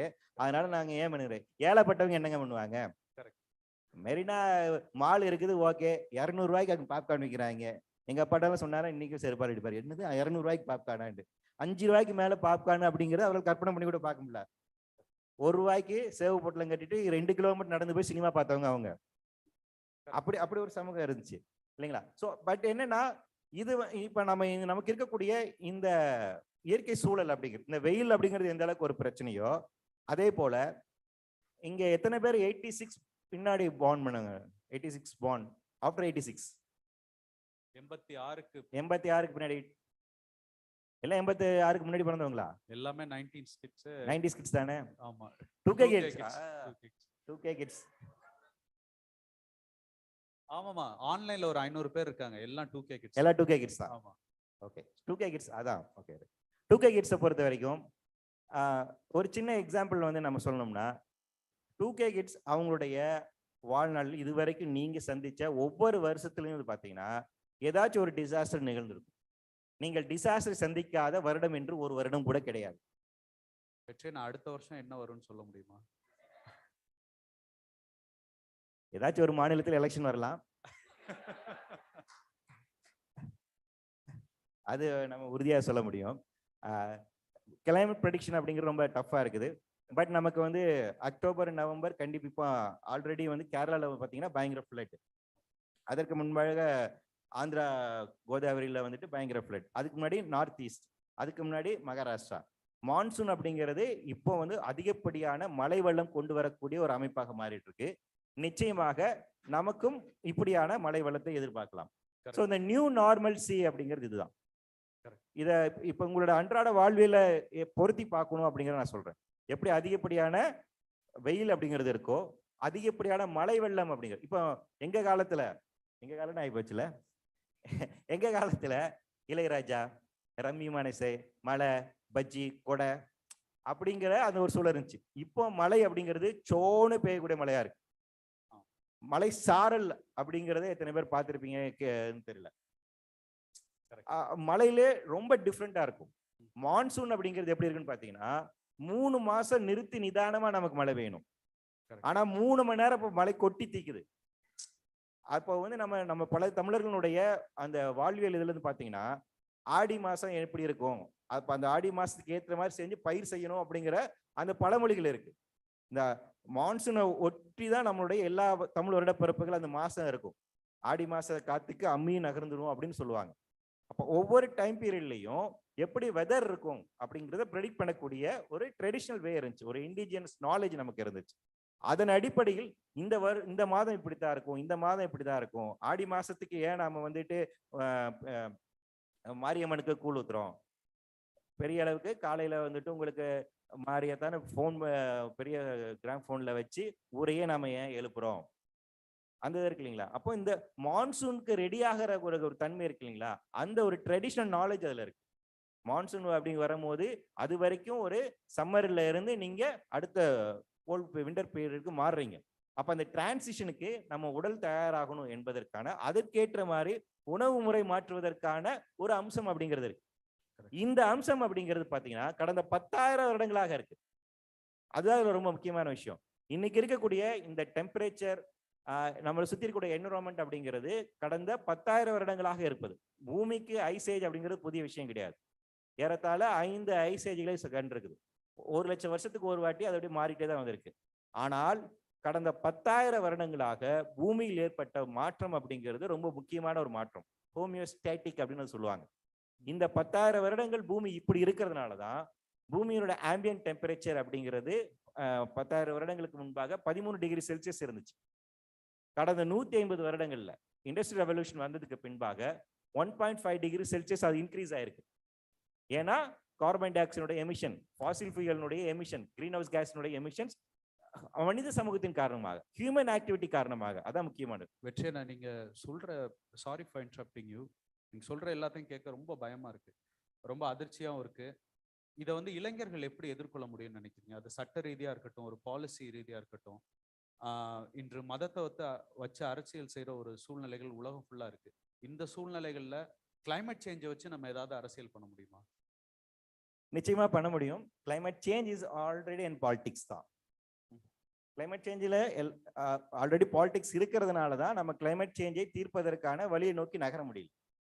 ஸோ ஃபர்ஸ்ட் நம்ம அந்த சயின்ஸ் ஆஃப் கிளைமேட் சேஞ்சை நம்ம புரிஞ்சுக்கணும். அதுக்கு பின்னாடி பாலிடிக்ஸ் அப்படின்னு பார்க்குறேன். ஸோ அந்த இப்போ நான் சொன்ன விஷயத்தினுக்கு அந்த சயின்ஸ் மட்டும் அது பாலிடிக்ஸும் கூட. கடந்த 150 வருடங்களாக இங்க CO2 கேஸ் எமிட் பண்ணது யாரு? உங்க தாத்தாவும் எங்க தாத்தாவும் என்ன?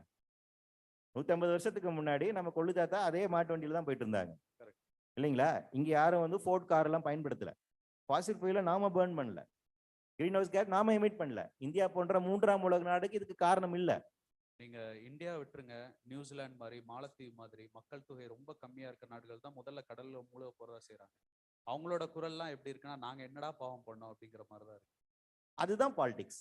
அப்ப நீங்க சொல்றீங்க இல்லையா தப்பு செஞ்சவன் யாருன்னு.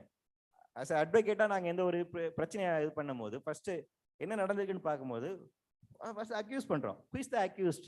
இங்க பிரச்சனைன்னு தெரியுது. கிளைமேட் சேஞ்சுக்கு யார் காரணம், யார் அக்யூஸ் பண்ணணும் அப்படிங்கிறது.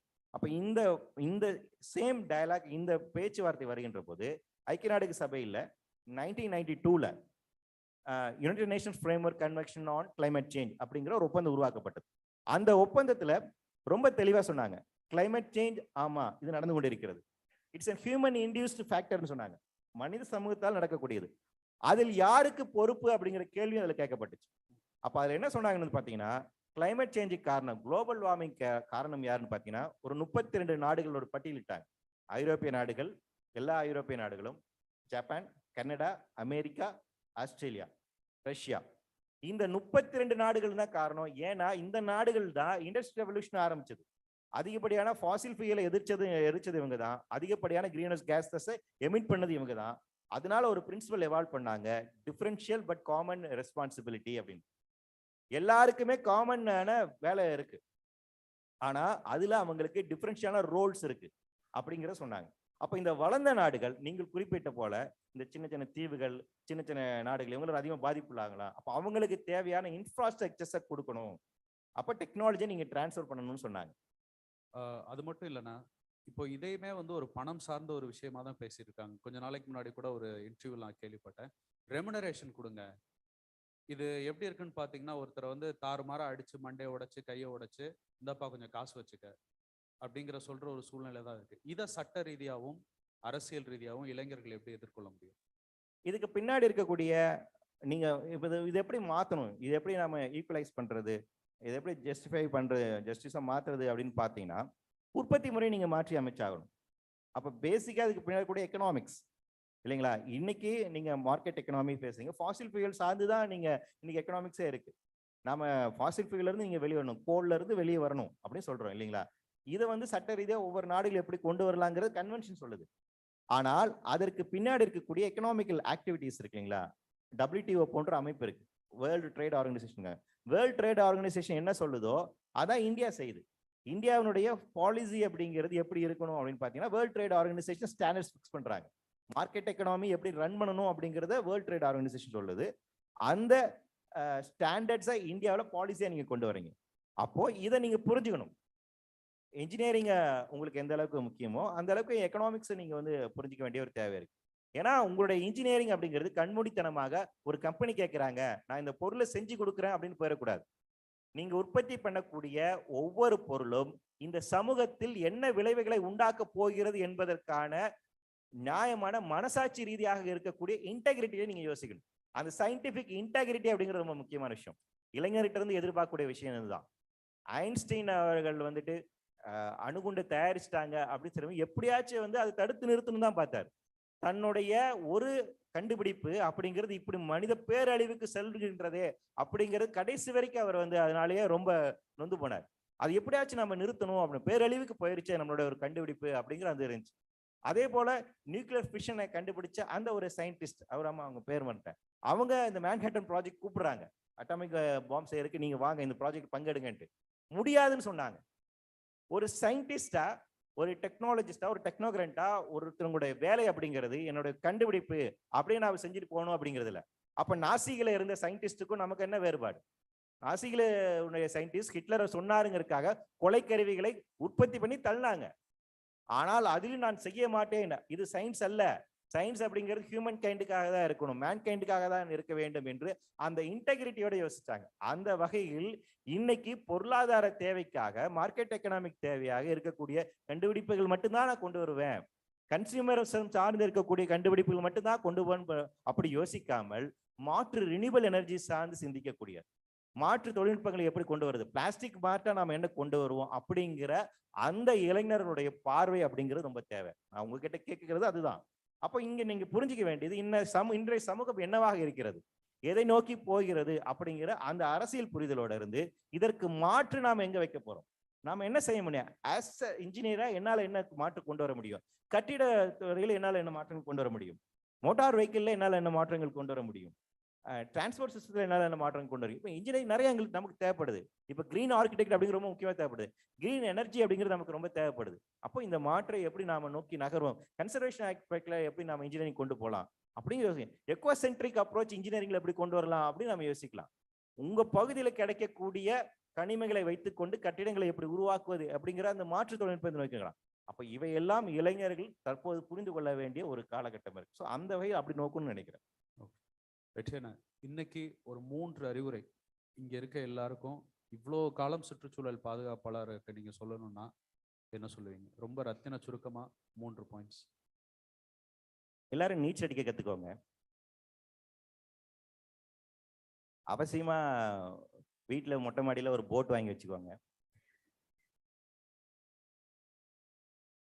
அப்புறம் நியூஸ் சேனல் பார்க்கறது நிறுத்திடுங்க. இந்த விஷயம் ஏன் சொல்றேன்னு பாத்தீங்கன்னா, வெற்றியண்ணா இன்னும் ஒண்ணு இருக்கு. 3 தான் சொன்னீங்க. கரெக்ட், 3. சரிண்ணா, இது வந்து எனக்கு தெரியும் காலம் இப்படிதான் நகண்டு போயிட்டு இருக்கு, இதெல்லாம் நம்ம எதிர்கொள்ள தேவை இருக்கு அப்படின்னு சொல்லி. ஆனா இப்போதைக்கு நம்மளோட வாழ்வியல்ல முக்கியமா சில மாற்றங்களை கொண்டு வரோம்னா என்ன மாதிரி 3 விஷயங்கள் இருக்கு? நிறைய கேளுங்க, தேடுங்க. ஏன்னா இப்போ உங்களுக்கு முன்னாடி இருந்த ஒரு ஜெனரேஷன் அப்படிங்கிறது அவங்க சுத்தி முத்தி எதையுமே பார்க்கல.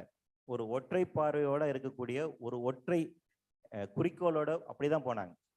ஒரு மல்டிபிளா யோசிக்கக்கூடிய மல்டி டைவர்சிட்டா யோசிக்கக்கூடிய ஒரு தலைமுறை கடந்த 2 தலைமுறையில், என்னுடைய தலைமுறை சொல்றேன், 80s and 90s. 80s கிட்ஸா நாங்க வந்து கரெக்டா குளோபலைசேஷன் உள்ள வந்ததை அப்படி பார்க்குறோம். அதுக்கு முன்னாடி இருந்த ஜெனரேஷன் எப்படி இருந்தாங்க, குளோபலைசேஷன் பீரியட்ல வந்த ஜெனரேஷன் எப்படி இருக்காங்க, ரெண்டுத்தையும் பார்த்தோம். குளோபலைசேஷனுக்கு பின்னாடி முழுக்க முழுக்க குளோபலைசேஷனோட கல்ச்சர்ல இருந்து எவால்வ் ஆன 2K கிட்ஸ் இருக்கீங்க. உங்களை பார்க்கும் போது எனக்கு ரொம்ப பெருமையா இருக்கு. உங்ககிட்ட இருந்து நான் நிறைய கத்துக்கிட்டு இருக்கேன். ஆக்சுவலா எப்படி இந்த 2K கிட்ஸ் பழகிற விதம் இருக்கு இல்லைங்களா, அது எனக்கு ரொம்ப பிடிச்சிருந்துச்சு. பசங்களாக இருக்கட்டும், பெண்ணாக இருக்கட்டும், பெரியவங்களாக இருக்கட்டும், அவங்க ரெஸ்பெக்ட் இல்லை அப்படிங்கிறது இல்லை, பட் ஆனா ஒரு ஃப்ரெண்ட்லியா பழகிறது இருக்குல்ல. நாங்க வந்து அதாவது சோகால்டு மரியாதை அப்படிங்கிற பேர்ல ஒரு அடி தள்ளி நின்று தான் பழகணும். அது எங்க ஆசிரியராக இருந்தாலும் சரி, பெற்றோராக இருந்தாலும் சரி, சொந்தக்காரங்களாக இருந்தாலும் சரி, ஓகே பெரியவங்க அப்படின்ட்டு. நாட் தட் நீங்கெல்லாம் பெரியவங்களை மதிக்கல அப்படிங்கலாம் கிடையாது. ஆனா ரொம்ப அஃபெக்ஷனேட்டா இருக்கீங்க, அதை டைரக்டா எக்ஸ்பிரஸ் பண்றீங்க, ரொம்ப ஈஸியா பழகுறீங்க, ஈஸியா மிங்கிள் ஆகுறீங்க. ஒரு 3ஆவது நபர் அப்படிங்கிறத ரொம்ப கேஷுவலா பழகக்கூடிய அந்த ஒரு இது இருக்கு. யார் என்ன அடையாளங்கள் தெரியாம அவரை அப்படியே ஏற்றுக்கொள்ளக்கூடிய ஒரு தன்மை இருக்கு இல்லைங்களா. ஒரு இண்டிவிஜுவலா அக்செப்ட் பண்ணிக்கக்கூடிய ஒரு தன்மை இருக்குங்களா, அது நான் 2K கிட்ஸ் ரொம்ப அதிகமா பார்க்கிறேன். அதற்கு காரணம் அந்த பரவலாக நிறைய இடத்துல இருந்து இருக்கக்கூடிய அந்த கல்ச்சரை இன்வால்வ் வாங்கி டெவலப் பண்ணக்கூடிய ஒரு விஷயம். அது ரொம்ப முக்கியமான, அது இன்னும் தேவை. அந்த தேடுதலை நீங்கள் அதிகப்படுத்த வேண்டும் அப்படின்னு கேட்கிறேன். என்ன 2K கிட்ஸ் கிட்ட ஒரு முக்கியமான குறையாக நான் பார்க்கறது, குறையா அல்லது ஒரு சின்ன கிரிட்டிக்காக ஒரு தோழமை சுட்டுதலாக கூட நீங்க வச்சுக்கலாம். ஒரு சயின்டிபிக் டெம்பர்மெண்டோட அணுகக்கூடிய ஒரு தன்மை அப்படிங்கிறது இருக்குல்ல, அது ஒண்ணு. அப்புறம் ரொம்ப ஏபொலிட்டிக்கலா இருக்கீங்க, அரசியல் வேணாம் அப்படின்னு நினைக்கிறீங்க. அது ரொம்ப தப்பான ஒரு விஷயம் பார்க்குறேன். நீங்க விரும்பாவிட்டாலும் அரசியல் உங்களை கட்டுப்படுத்தும். அரசியலை தெரிந்து கொள்ளுங்கள், அரசியலை பேசுங்கள், அரசியல் விவாதிங்க.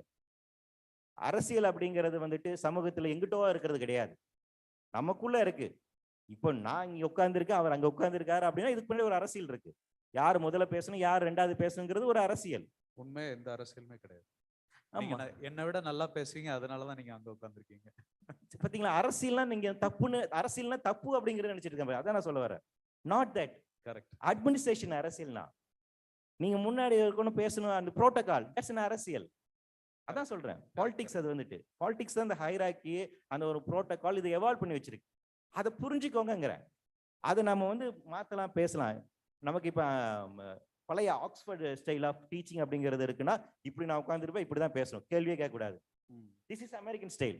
நீங்க அங்கிருந்து என்ன கேட்கலாம், இப்படி கான்வர்சேஷன் இருக்கு இல்லைங்களா, இதை பிரேக் பண்ணி அடுத்த சிஸ்டம் வரும். இப்போ நீங்க வேர்டு ஃபைல் யூஸ் பண்ணியிருப்பீங்க, அமெரிக்கன் இங்கிலீஷ்க்கும் பிரிட்டன் இங்கிலீஷ்க்கும் பிரச்சனை நிறையா வருது. லேபர் அப்படிங்கும் போது LABORன்னு போட்டுறான் இவன், அமெரிக்கன் ஸ்பெல்லிங்கிறான், அவன் யூ போடணுங்கிறான். அந்த ஏன் கேட்குறான், என்னடா அநியாயமா இருக்கு, LABORனா லேபர்னு வருது, அதுக்கு யூ போட்டு யூ நான் சேர்க்கணும், அப்ப படிக்கும் போது வேற மாதிரி வருது இல்லைங்கிறான். தமிழ் மட்டும்தான் இந்த இது இருக்கு. தமிழ்ல நீங்க எப்படி சொல்றீங்களோ அப்படியே எழுத முடியும், இங்கிலீஷ் நீங்க எப்படி சொல்றீங்களோ அப்படி எழுத முடியாது. ஷேக்ஸ்பியர்னு சொல்லிட்டு அப்படி எழுதுங்க பார்ப்போம். ஷேக்ஸ்பியர் அப்படி எழுதுக்கு ஸ்பெல்லிங்கோட ஒரிஜினல் நீங்க படிங்க பார்ப்போம். பெர்னான் ஷாவுடைய நாடகம் இருக்கு, அவர் சொல்லுவாரு இங்கிலீஷ் இஸ் ஃபன்னி லாங்குவேஜ் அப்படின்ட்டு. அன்பார்ச்சுனேட்லி அந்த ஃபன்னி லாங்குவேஜ்ல பேசுறத நம்மள இன்டெலெக்சுவல் நம்பிட்டு இருக்காங்க. அது உண்மைதான். ஸோ அந்த இது என்ன அப்படின்னு பார்த்தீங்கன்னா, அப்போ அந்த ஒரு ரிபல் தன்மை இருக்கு இல்லைங்களா. அமெரிக்கன் வந்து கேட்குறாங்க, ஏன் அந்த யூ தேவையில்லாம சேர்க்கணும் அப்படின்ட்டு. ஸோ அடுத்த அந்த பாலிடிக்ஸ் அவங்க டிபேட் பண்றாங்க. அதனால அதை பேசுங்கிறேன். உங்களுடைய பாலிடிக்ஸ் தான் சரி அப்படின்னு நீங்க வந்துட்டு க்ளோஸ்டா இருக்க, ப்ரீஜுடிஸா இருக்கக்கூடாது.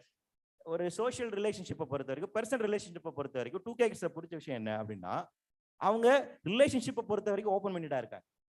அதுல ஒரு முன்முடிவுக்கு வர்றது இல்லை இல்லைங்களா. ஆனா சோஷியல் இஷ்யூ பொறுத்த வரைக்கும் முன்முடிவுக்கு போயிடுறீங்க, அதுல ஓப்பன்னஸ் இருக்க மாட்டேங்குது. எல்லா கருத்துக்களையும் கேளுங்க, எல்லா கருத்துக்களையும் விவாதிங்க, உள்வாங்குங்க. அதற்கு அப்புறமா இப்போ இந்த இது சரியான இருக்கும். நிரந்தரமான சரியானது என்று எதுவுமே கிடையாது. மாற்றம் ஒன்றை தவிர மற்ற எல்லாமே மாறக்கூடியது. இப்போ ஒன்று மாறிக்கிட்டே தான் இருக்கும். அப்போ எல்லா கருத்துக்களையும் உள்வாங்க, விவாதியுங்கள், பேசுங்கள், மீம் போடுங்க, ஆனா ட்ரால் பண்ணாதீங்க. மீமை போடுங்க. ஒரு ஆரோக்கியமான விஷயத்துக்கு விவாதத்துக்கு அது கொண்டு போங்க. மீம் ரொம்ப உண்மையில நல்லா இருக்கு. ரொம்ப நல்ல கல்ச்சரா வந்து நான் வந்து பாக்குறேன். ரொம்ப நான் கஷ்டப்பட்டு பேசக்கூடிய விஷயங்கள்லாம் அழகா சொல்லிடுறீங்க ஒரு 30 செகண்ட்ல. அப்போ ஆனா இந்த விவாதம் அப்படிங்கிறது என்னன்னா இருக்கு, ஒரு சினிமாவை நம்ம நக்கல் பண்றது. படம் போட்டு 10 நிமிஷத்துக்குள்ள படம் மச்சான் படம் மொக்கன்னு நீங்க போட்டுறீங்க இல்லையா? 10 மினிட்ஸ்ல நமக்கு ஒரு படத்துக்கான ரிவ்யூ வந்துடுது. ஆனா நேற்று பாராளுமன்றத்துல 6 முக்கிய மசோதாக்கள் நிறைவேற்றப்பட்டுள்ளன. அதை பத்தின ஒரு கிட்ரி கிடையாது. கரண்ட் பில்லை ஏத்த போறாங்க. நம்ம நைனா தானே கெட்ட போறோம், நம்ம உட்கார்ந்துட்டு இருக்கோம் இல்லையா? அப்ப அதை பத்தி ஏன் நம்ம கிரிட்டிக் செய்ய மாட்டேங்கிறோம் அப்படிங்கிறது. ஃபாரஸ்ட் கன்சர்வேஷன் ஆக்ட்ல முக்கியமான சட்ட திருத்தம் கொண்டு வர்றாங்க. இனிமேல் வந்து சுற்றுச்சூழல் சார்ந்து இருக்கக்கூடிய குற்றங்கள் அனைத்துக்குமே சிறை தண்டனை கிடையாது, வெறும் ஃபைன் தான் அப்படின்னு ஒரு சட்ட திருத்தம் கொண்டு வர போறாங்க. அப்போ இந்த மாற்றங்களை நாம் வந்து பேசுவது இல்லை. அரசியல் இன்னைக்கு வந்து மதம் ஜாதி சார்ந்து இருக்கக்கூடிய அரசியலாக மாறிக்கொண்டிருக்கிறது. அப்ப அதை மீறி இந்தியர்களாக ஒருங்கிணைக்கக்கூடிய அந்த ஒருங்கிணைக்கப்பட்ட தன்மையோடு நாம் எப்படி இயங்குவது, அது குறித்தான விவாதங்களை நம்ம பேசுவோம். நமக்கு கலை அப்படிங்கிறது முக்கியம்தான். கலை இலக்கியங்கிறது நமக்கு வந்து முக்கியமான விஷயம் தான். கலை இலக்கியத்தோட அரசியல் என்பது முக்கியமான விஷயம் அப்படின்னு சொல்றேன். சமூக அரசியல் என்பது முக்கியமான விஷயம். அதையும் பேசுவோம், அதையும் கற்றுக்கொள்வோம். ஜஸ்ட் பிகாஸ் நாங்க வந்துட்டு லைஃப் சயின்ஸ் படிக்கிற ஸ்டூடெண்ட்ஸ், நாங்க இன்ஜினியரிங், எங்களுக்கு வந்து சோசியல் சயின்ஸ்க்கு சம்பந்தம் இல்லை, எங்களுக்கு எக்கனாமிக்ஸ் சம்பந்தம் இல்லை, எங்களுக்கு பொலிட்டிக்கல் சயின்ஸுக்கு சம்பந்தம் இல்லை அப்படின்னு எதுவுமே கிடையாது. Nothing is absolute in this world. ஒரு சயின்ஸ் ஸ்டூடெண்ட் வந்து ஆர்ட்டை படிக்கக்கூடாதுன்னு இல்லை, ஆர்ட் ஸ்டூடெண்ட் சயின்ஸை படிக்கக்கூடாதுன்னு இல்லை, ரெண்டுத்தையும் கலந்து படிச்சாதான் உங்களுக்கு சமூக பார்வை அப்படிங்கிறது கிடைக்கும். அப்போ அந்த இன்டெகிரிட்டியோட அப்ரோச் பண்ணணும் அப்படின்னா நிறைய விஷயங்களை தேடுங்கள்.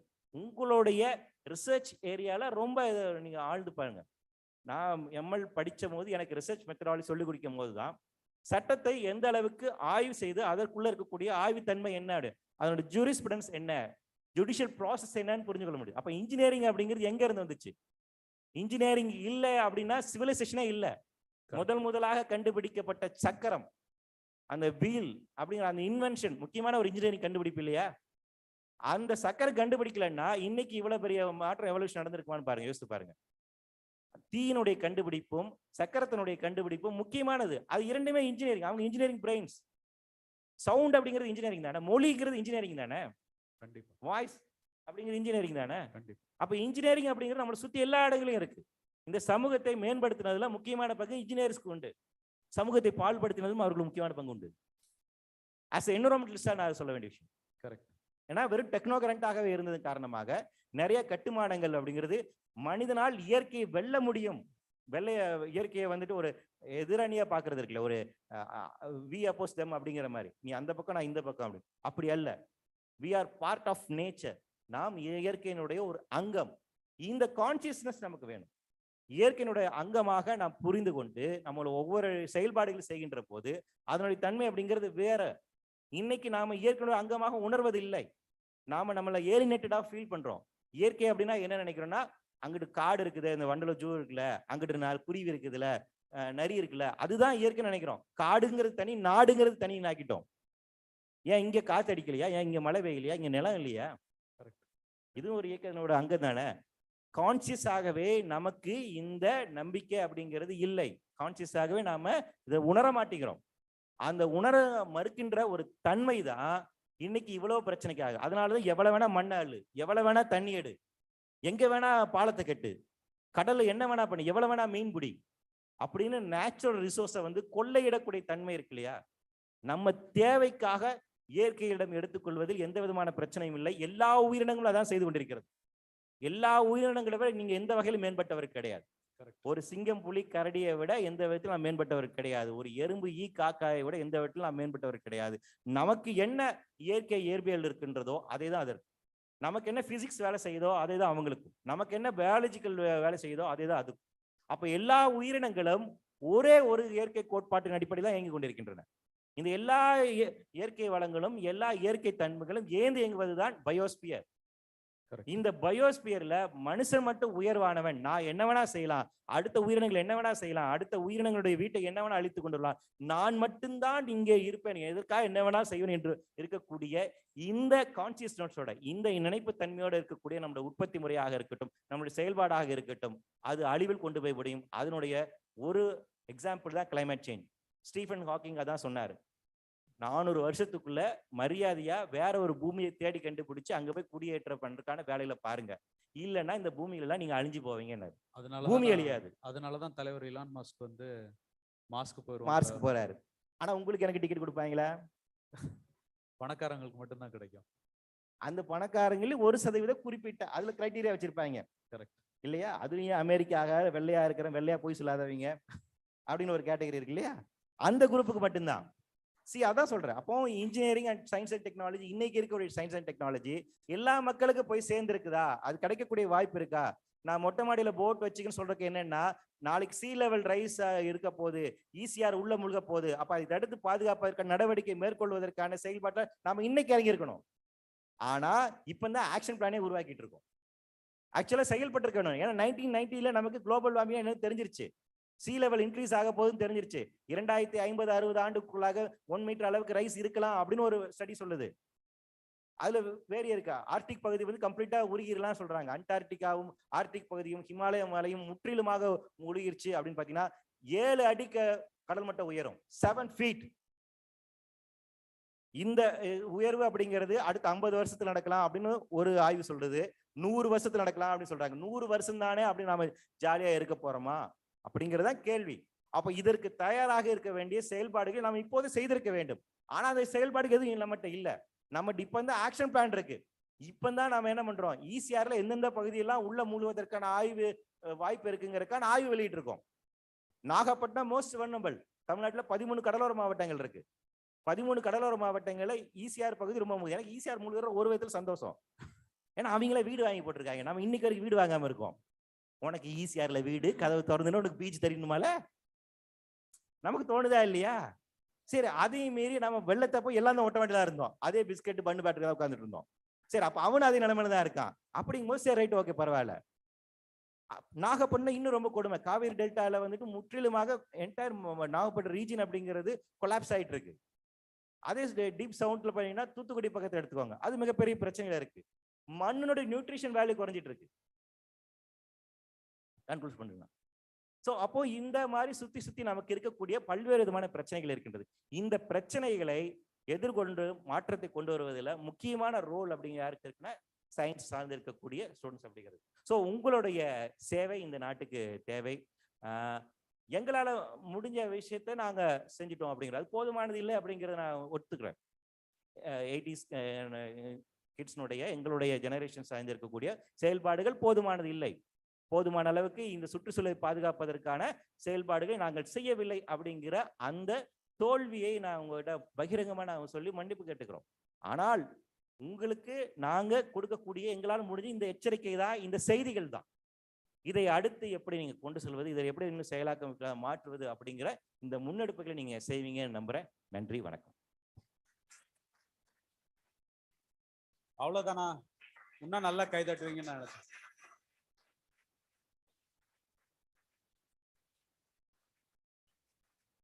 மிக்க நன்றி. வெற்றியை நான் கடைசியா பேசும்போது ஒரு விஷயம் சொன்னாங்க, மாற்றம் மட்டுமே தான் வந்து மாறாதது அப்படின்னு. ஸோ அந்த மாற்றம் வந்து நம்மளோட மனநிலையில முதல்ல வரணும்னு நினைக்கிறேன். இந்த உலகம் நோக்கி நம்மளுடைய மனநிலை மாறணும், பறவைகளை நோக்கி நம்ம மனநிலை மாறணும், எறும்புகளை நோக்கி நம்மளுடைய மனநிலை மாறணும். பூ உலகின் நண்பர்கள் இந்த தமிழகத்தில் ஏற்படுத்தியிருக்க தாக்கம் இந்தியா முழுவதுமே எந்த ஒரு இயக்கம் ஏற்படுத்தாத ஒரு தாக்கம். சுந்தரராஜன் அண்ணனா இருக்கட்டும், வெற்றி அண்ணனா இருக்கட்டும், மேகாவா இருக்கட்டும், பிரபாவா இருக்கட்டும், அந்த இயக்கத்தை சார்ந்த ஒவ்வொருத்தரும் எவ்வளவு தூரம் இதுக்கு அர்ப்பணிச்சிட்டு இருக்காங்க அப்படிங்கிறது எனக்கு நன்றாக தெரியும்.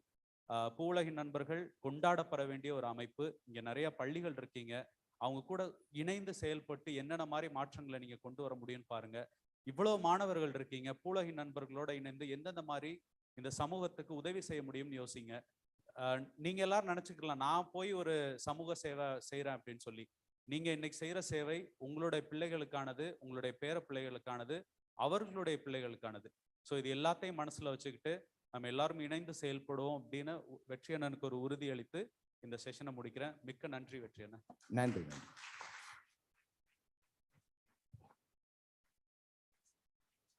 வெற்றி அண்ணன் வந்து ரொம்ப சாமானியர்களை கொண்டாடுவாரு. ஐநா சபை அதெல்லாம் ரொம்ப பெருசா இது பண்ண மாட்டாருன்னு எனக்கு நல்லா தெரியும். அங்க ஒரு சகோதரி வந்து ரொம்ப உன்னிப்பா ஒரு நிமிஷம் கூட கண்ணசைக்காம அவர் பேசதை கேட்டுட்டு இருந்தாங்க. அந்த பச்சை கலர், ஆமா நீங்க தான் நீங்க வந்து வெற்றியண்ணனுக்கு நினைவு பரிசு அளிச்சீங்கன்னா அது ரொம்ப மகிழ்ச்சியா கொண்டாடுவாருன்னு எனக்கு தெரியும். So big round of applause.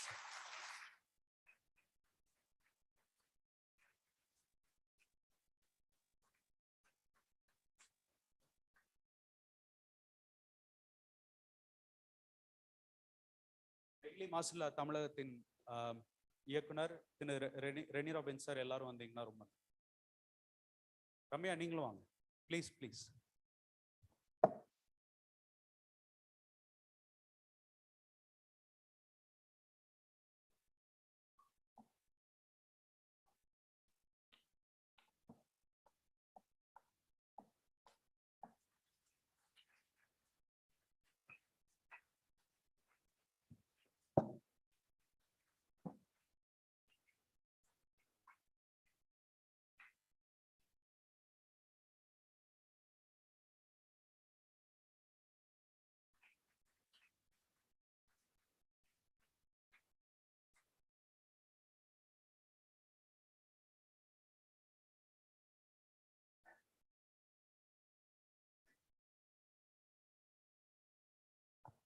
So on behalf of Sairam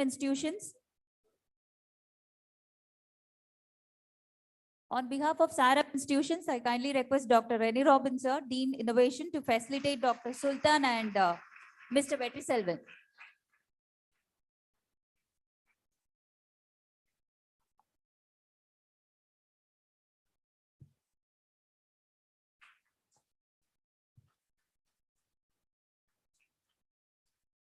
On behalf of NGTM, I kindly request Mr. Fatah to felicitate Dr. Sultan Khalifa, who is doing a wonderful job in STG United Nations.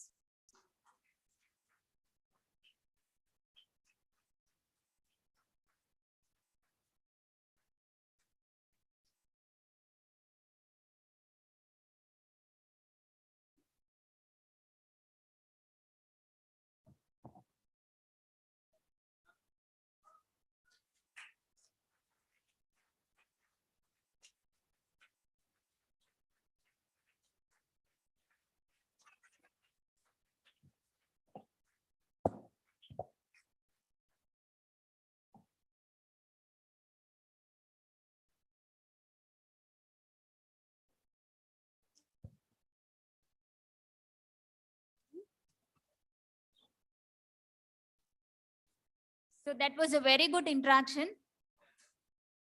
ஒரு நல்ல விளக்கம் கொடுக்குறாங்க அப்படின்னா அது நல்ல கேள்வியை பொறுத்துதான் இருக்கு. ஸோ கலீஃபா சார் கேட்க வெற்றி சார் வந்து எக்ஸ்பிளைன் பண்ணது அந்த செஷனோட இன்ட்ரெஸ்டிங் பார்ட்டு. நாங்களும் என்வாரன்மெண்டல் சயின்ஸ்ல இன்ஜினியரிங் ஸ்டூடெண்ட்ஸுக்கு வந்து நிறைய எடுத்திருக்கோம் கிளாஸ். என்டேஞ்சர்ட் ஸ்பீஷஸ்லாம் நிறைய சொல்லியிருக்கோம், வல்னரபிள்னா நிறைய சொல்லியிருக்கோம். ஆனா நாங்கெல்லாம் சொல்லும் போது அவங்களுக்கு புரியாது. என்டேஞ்சர்ட் ஸ்பீஷஸ்க்கு எவ்வளவோ எக்ஸாம்பிள் சொல்லியிருக்கோம் அப்பெல்லாம்.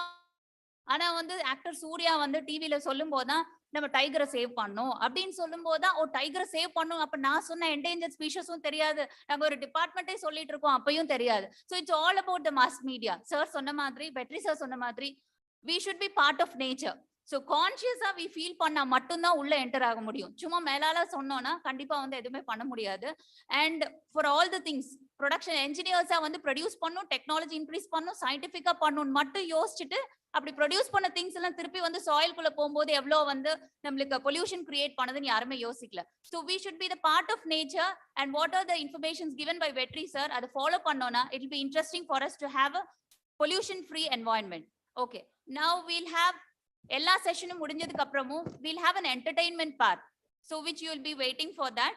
So I call upon Srinidhi, Dhanya and the others to dance. You can just wait and then enjoy.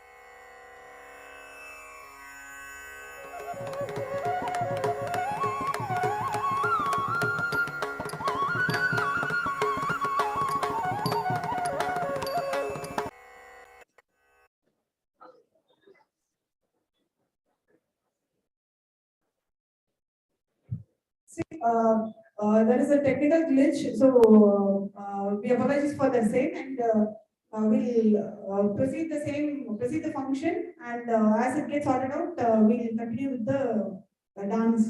And in continuation with this plastic-free movement, we have a small AV. AV, please.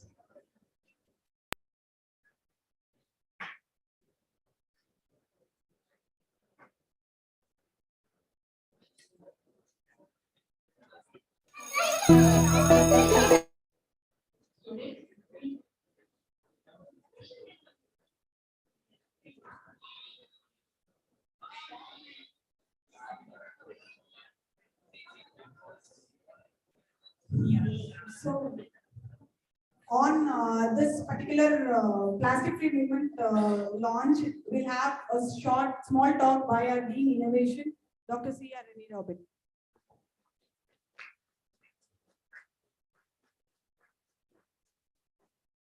சரி, தேடி சோறு விதம் தின்று பல சின்ன கதைகள் பேசி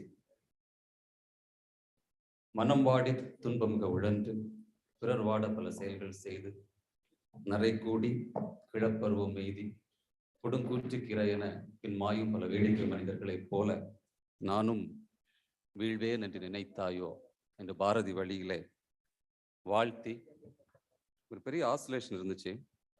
தமிழில் பேசலாமா இங்கிலீஷில் பேசலாமா அப்படின்னு. Being a Dean Innovation, Professor of Computer Science and Engineering, representing Sairam institutions here. அந்த ஆசோலேஷன் வந்து தீர்த்து வச்சது வந்து பூவுலகின் நண்பர் வெற்றி பிரதர் அவர்கள். ஃபன்னி லாங்குவேஜ்னு சொல்லிட்டீங்க, அதனால தமிழில் பேசலாம் அப்படின்ட்டு முடிவு பண்ணேன். ஆர்ட் சயின்ஸ் அப்படின்னு ரெண்டையுமே சொன்னாங்க. டெக்னாலஜிக்கல் இன்ஸ்டிடியூஷன்ஸ் எப்படி ஆர்ட்டுக்கும் சயின்ஸுக்கும் சம்பந்தம் இருக்குதா அப்படின்னு ஒரு கேள்வி கேட்டிங்கன்னா மிகப்பெரிய ஒரு ஒற்றுமை இருக்கிறது. ஆனால் அதை நாம் மறந்து விட்டோம் என்பது வந்து உணர்த்தின ஒரு இடம். சமீபத்தில் சாய்ராம் பொறியியல் கல்லூரியினுடைய பிரதிநிதிகளாக துபாயில் நடந்த எக்ஸிபிஷன்ல வந்து கலந்து கொண்ட பொழுது அந்த அறிவு எனக்கு கிடைத்தது. கிட்டத்தட்ட 11 ஆசிரியர்கள் அந்த துபாய் எக்ஸ்ப்ளோர் பண்றதுக்காக போனோம். என்ன நடக்குது, உலக நாடுகள் கிட்டத்தட்ட 191 நாடுகள் தங்களுடைய பங்களிப்புகளை அங்கே விளம்பரப்படுத்தி கொண்டிருந்தார்கள்.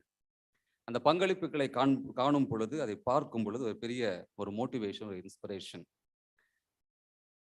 அந்த அந்த பெவிலியன் என்று சொல்லுவார்கள், ஒவ்வொரு நாடுகளுக்கும் ஒவ்வொரு பில்டிங் இருக்கும்.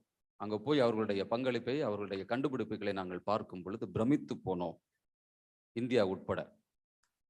ஒரு சில நாடுகளுடைய பெவிலியனை பார்ப்பதற்கு மிகுந்த கூட்டம். அப்படி ஒரு பெவிலியன் தான் ஜெர்மன் பெவிலியன். என்னதான் அப்படி இருக்கு அப்படின்னு உள்ள போனோன்னா என்ட்ரன்ஸ்லேயே உங்களுக்கு வந்து உள்ள நுழைந்த உடனேயே நுழைவாயிலேயே என்டர்டெயின்மெண்ட். அப்படியே மூவ் ஆன் போகிற டைமில் அங்கே கல்ச்சரல் அண்ட் என்டர்டெயின்மெண்ட் வந்து கொட்டி கிடந்துச்சு அந்த பெவிலியனில். இவைகள் நூடாகத்தான் அவர்கள் டெக்னாலஜியும் சொல்லிக் கொடுத்தார்கள். மிகப்பெரிய ஒரு பாடத்தை அன்றைக்கு கற்றுக்கொண்டோம். எந்த ஒரு தேசம், எந்த ஒரு நிறுவனம் தன்னுடைய கல்ச்சர், தன்னுடைய என்டர்டெயின்மெண்ட், டெக்னாலஜி, இந்த மூன்றுக்கும் யார் முக்கியத்துவம் கொடுக்கிறார்களோ, தங்களுடைய கலாச்சாரம், தங்களுடைய பொழுதுபோக்கு, நம்முடைய தொழில்நுட்பத்திற்கு எந்த ஒரு நாடு, எந்த ஒரு நிறுவனம், கல்வி கலாசாலைகள் முக்கியத்துவம் கொடுக்கிறதோ அவைகள் வளரும். அவருடைய வளர்ச்சியை எவராலும் தடுக்க முடியாது என்ற ஒரு மிகப்பெரிய ஒரு படிப்பினை உருவாக்கப்பட்டது. இந்த காடுகளை விரிவுபடுத்த வேண்டும் என்று இருக்கும் பொழுது நான் ஒவ்வொரு நாளும் சென்னை கோயம்பேடு அந்த ரவுண்டானாவை சுற்றி தான் வருவேன். அந்த பகுதியை கடக்கும் பொழுது ஒரு பெரிய உற்சாகம் வரும். காரணம், அங்கே வளர்க்கப்படுகிறதான குறுங்காடுகள். இந்த குறுங்காடு ப்ராஜெக்ட்ங்கிறது வந்து ஒரு அமேசிங் ஒரு ப்ராஜெக்ட். முடிந்த அளவிற்கு நம்மால் மரம் நட வேண்டும் என்பது என்னுடைய குறிக்கோள். ஒரு சாய்ராம் பொறியியல் கல்லூரியினுடைய புதுமையின், அதாவது டீன் இனோவேஷனாக இருந்தாலும் நெகிழி மாசில்லா தமிழ்நாடுடைய ஒரு கோஆர்டினேட்டராக நான் செயல்படுகிற காரணத்தினாலே ஒரு சிறிய விஷயத்தை நான் ப்ராக்டிஸ் பண்ணிட்டு வரேன். அதை நான் ஷேர் பண்ணுறேன் உங்களுக்கு. விதைகளை வீணடிக்காதீர்கள் என்பது என்னுடைய ஒரு குறிக்கோள். வீட்டில் நம்ம விதைகள் என்று சொல்லும் பொழுது நாம சாப்பிட்டுட்டு, நான் எங்கோ படித்திருக்கிறேன், காடுகள் உருவாக்கப்படுவது பறவைகளின் எச்சத்தினால் என்று நான் படித்த ஞாபகம் இருக்கிறது. ஆகவே ஒன்றை ஒன்று நான் செய்யவே மாட்டேன். வீட்டில் எந்த விதைகள் வந்தாலும் அதை குப்பை தொட்டிக்கு போடுவதை நான் அனுமதிப்பதில்லை. அவைகளை சேர்த்து வைத்துக்கொண்டு பயணிக்கும் பொழுது, கார்ல பயணிக்கும் பொழுது வழி அருகே இருக்கக்கூடிய இடங்களிலே அதை எறிந்து விடுவேன். ஒரு நம்பிக்கை, அது ஒருவேளை முளைக்கும் என்ற ஒரு நம்பிக்கை. அந்த விதையை உங்களிடத்திலே விதைக்கிறேன். முடிந்தால் அதை நீங்களுடைய வாழ்க்கையில பிராக்டிஸ் படுத்துங்கள். இரண்டாவது, இந்த பிளாஸ்டிக் என்ன பிரச்சனை அப்படின்னா, 2008 சிங்கப்பூர்ல சென்ற பொழுதும் 2014 யூகேல சென்ற பொழுதும் ஒரு பெரிய படிப்பினை எனக்கு கிடைத்தது. என்ன அப்படி என்றால், செக்ரிகேஷன் தான் ஒரு பெரிய ஒரு நம்ம மிஸ் பண்ணக்கூடிய விஷயம்.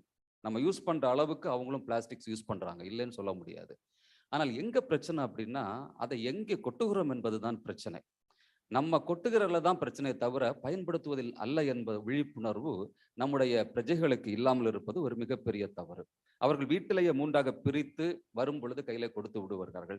நாம் ஒன்றாக சேர்த்து கட்டி பொது இடத்துல தூக்கி எறிகிறோம். இதுல தான் பிரச்சனைகள் இருக்கிறது. இந்த கருத்தை, இதற்கு ஒரு மாற்று உதாரணமாக நான் மாணவர்களிடத்திலெல்லாம் சொல்லும் பொழுது, பேசும் பொழுதெல்லாம் சொல்லக்கூடிய ஒரு காரியம் என்ன என்றால், வீட்டிலே தனியாக உங்களுக்கு ஒரு பாஸ்கெட் வைத்துக் கொள்ளுங்கள். அதிலே விற்பனைக்கு எடுத்து செல்லக்கூடிய பிளாஸ்டிக்ஸ், அப்படிப்பட்ட பொருட்களை அதில் சேகரித்துக் கொள்ளுங்கள். நீங்கள் ஒரு அப்பார்ட்மெண்ட்ல இருந்தீங்கன்னா ஒரு மாசமே உங்களுக்கு ஒரு பெரிய கலெக்ஷன் வந்துடும். அதை கொண்டு இந்த காயிலாங்கடையில கொண்டு வில்லுங்க. அதை வித்துட்டு கிடைக்கிற காசுல ஒரு லிப்ஸ்டிக் வாங்கலாம். It's your own money. இதுதான் நான் என்னுடைய மாணவர்களிடத்துல சொல்லுவேன். அதை நீங்க பயன்படுத்திக் கொள்ளுங்கள். அது உங்களுக்கு பெரிய பிரயோஜனமாக இருக்கும். அது செக்ரிகேஷனுக்கு ரொம்ப யூஸ்ஃபுல்லா இருக்கும். சரி, இதெல்லாம் இருக்கட்டும். என்ன சாய்ராம்ல நீங்க என்ன பண்றீங்க? இந்த சஸ்டைனபிள் டெவலப்மெண்ட் கோல்ஸ், அந்த ஈகோ சிஸ்டம் போடுங்க சீனியர், என்ன பண்றீங்க அப்படிங்கிறது நான் ஒரு பிக்சாரிக்கல் ரெப்ரசன்டேஷன் மூலமாக உங்களோட பகிர்ந்து கொள்ள ஆசைப்படுகின்றேன். இதுதான் ஒரு யூனிக் பிராக்டிஸ் நாங்கள் பண்ணியிருக்கோம் to consider the holistic development of the students. Who're is coming to Sairam institution. இந்த ப்ராசஸ்க்குள்ளாக தான் போகணுங்கிறது தான் எங்களுடைய கரிக்குலம் கூட இன்டகிரேட் பண்ண ஒரு ப்ராசஸ். இது உங்களுக்கு யூஸ்ஃபுல்லாக இருக்குங்கிறதுக்காக தான் நான் ஷேர் பண்ணுறேன். இதனுடைய ஆரிஜினே சஸ்டைனபிள் டெவலப்மெண்ட் கோல்ஸ் தான். யுனைடெட் நேஷன் கொடுத்த சஸ்டைனபிள் டெவலப்மெண்ட் கோல்ஸ் தான். Product development we are encouraging. Engineering அப்படின்னாலே உங்களுக்கு ஒரு மிகப்பெரிய ஒரு ஃபேடிங் சிச்சுவேஷன்ல இருக்கிறது உங்களுக்கு தெரியும் என்ஜினியரிங். ஆனால் அந்த விஸ்வரூபம் எடுத்து வளர்ந்து வந்து கொண்டிருக்கக்கூடிய என்ஜினியரிங் எப்படி தாங்குவது என்கிறது ஒரு கேள்விக்குறியாக இருக்கிறது. அந்த கேள்விக்குறியுடைய விடைத்தான் இந்த ஈகோ சிஸ்டம்ல நாங்கள் சொல்லியிருக்கிறோம். அதாவது மாணவர்கள் குறிப்பாக என்ஜினியரிங்கிறது ஒரு ப்ராடக்ட் டெவலப் பண்ணுங்கிறது தான்.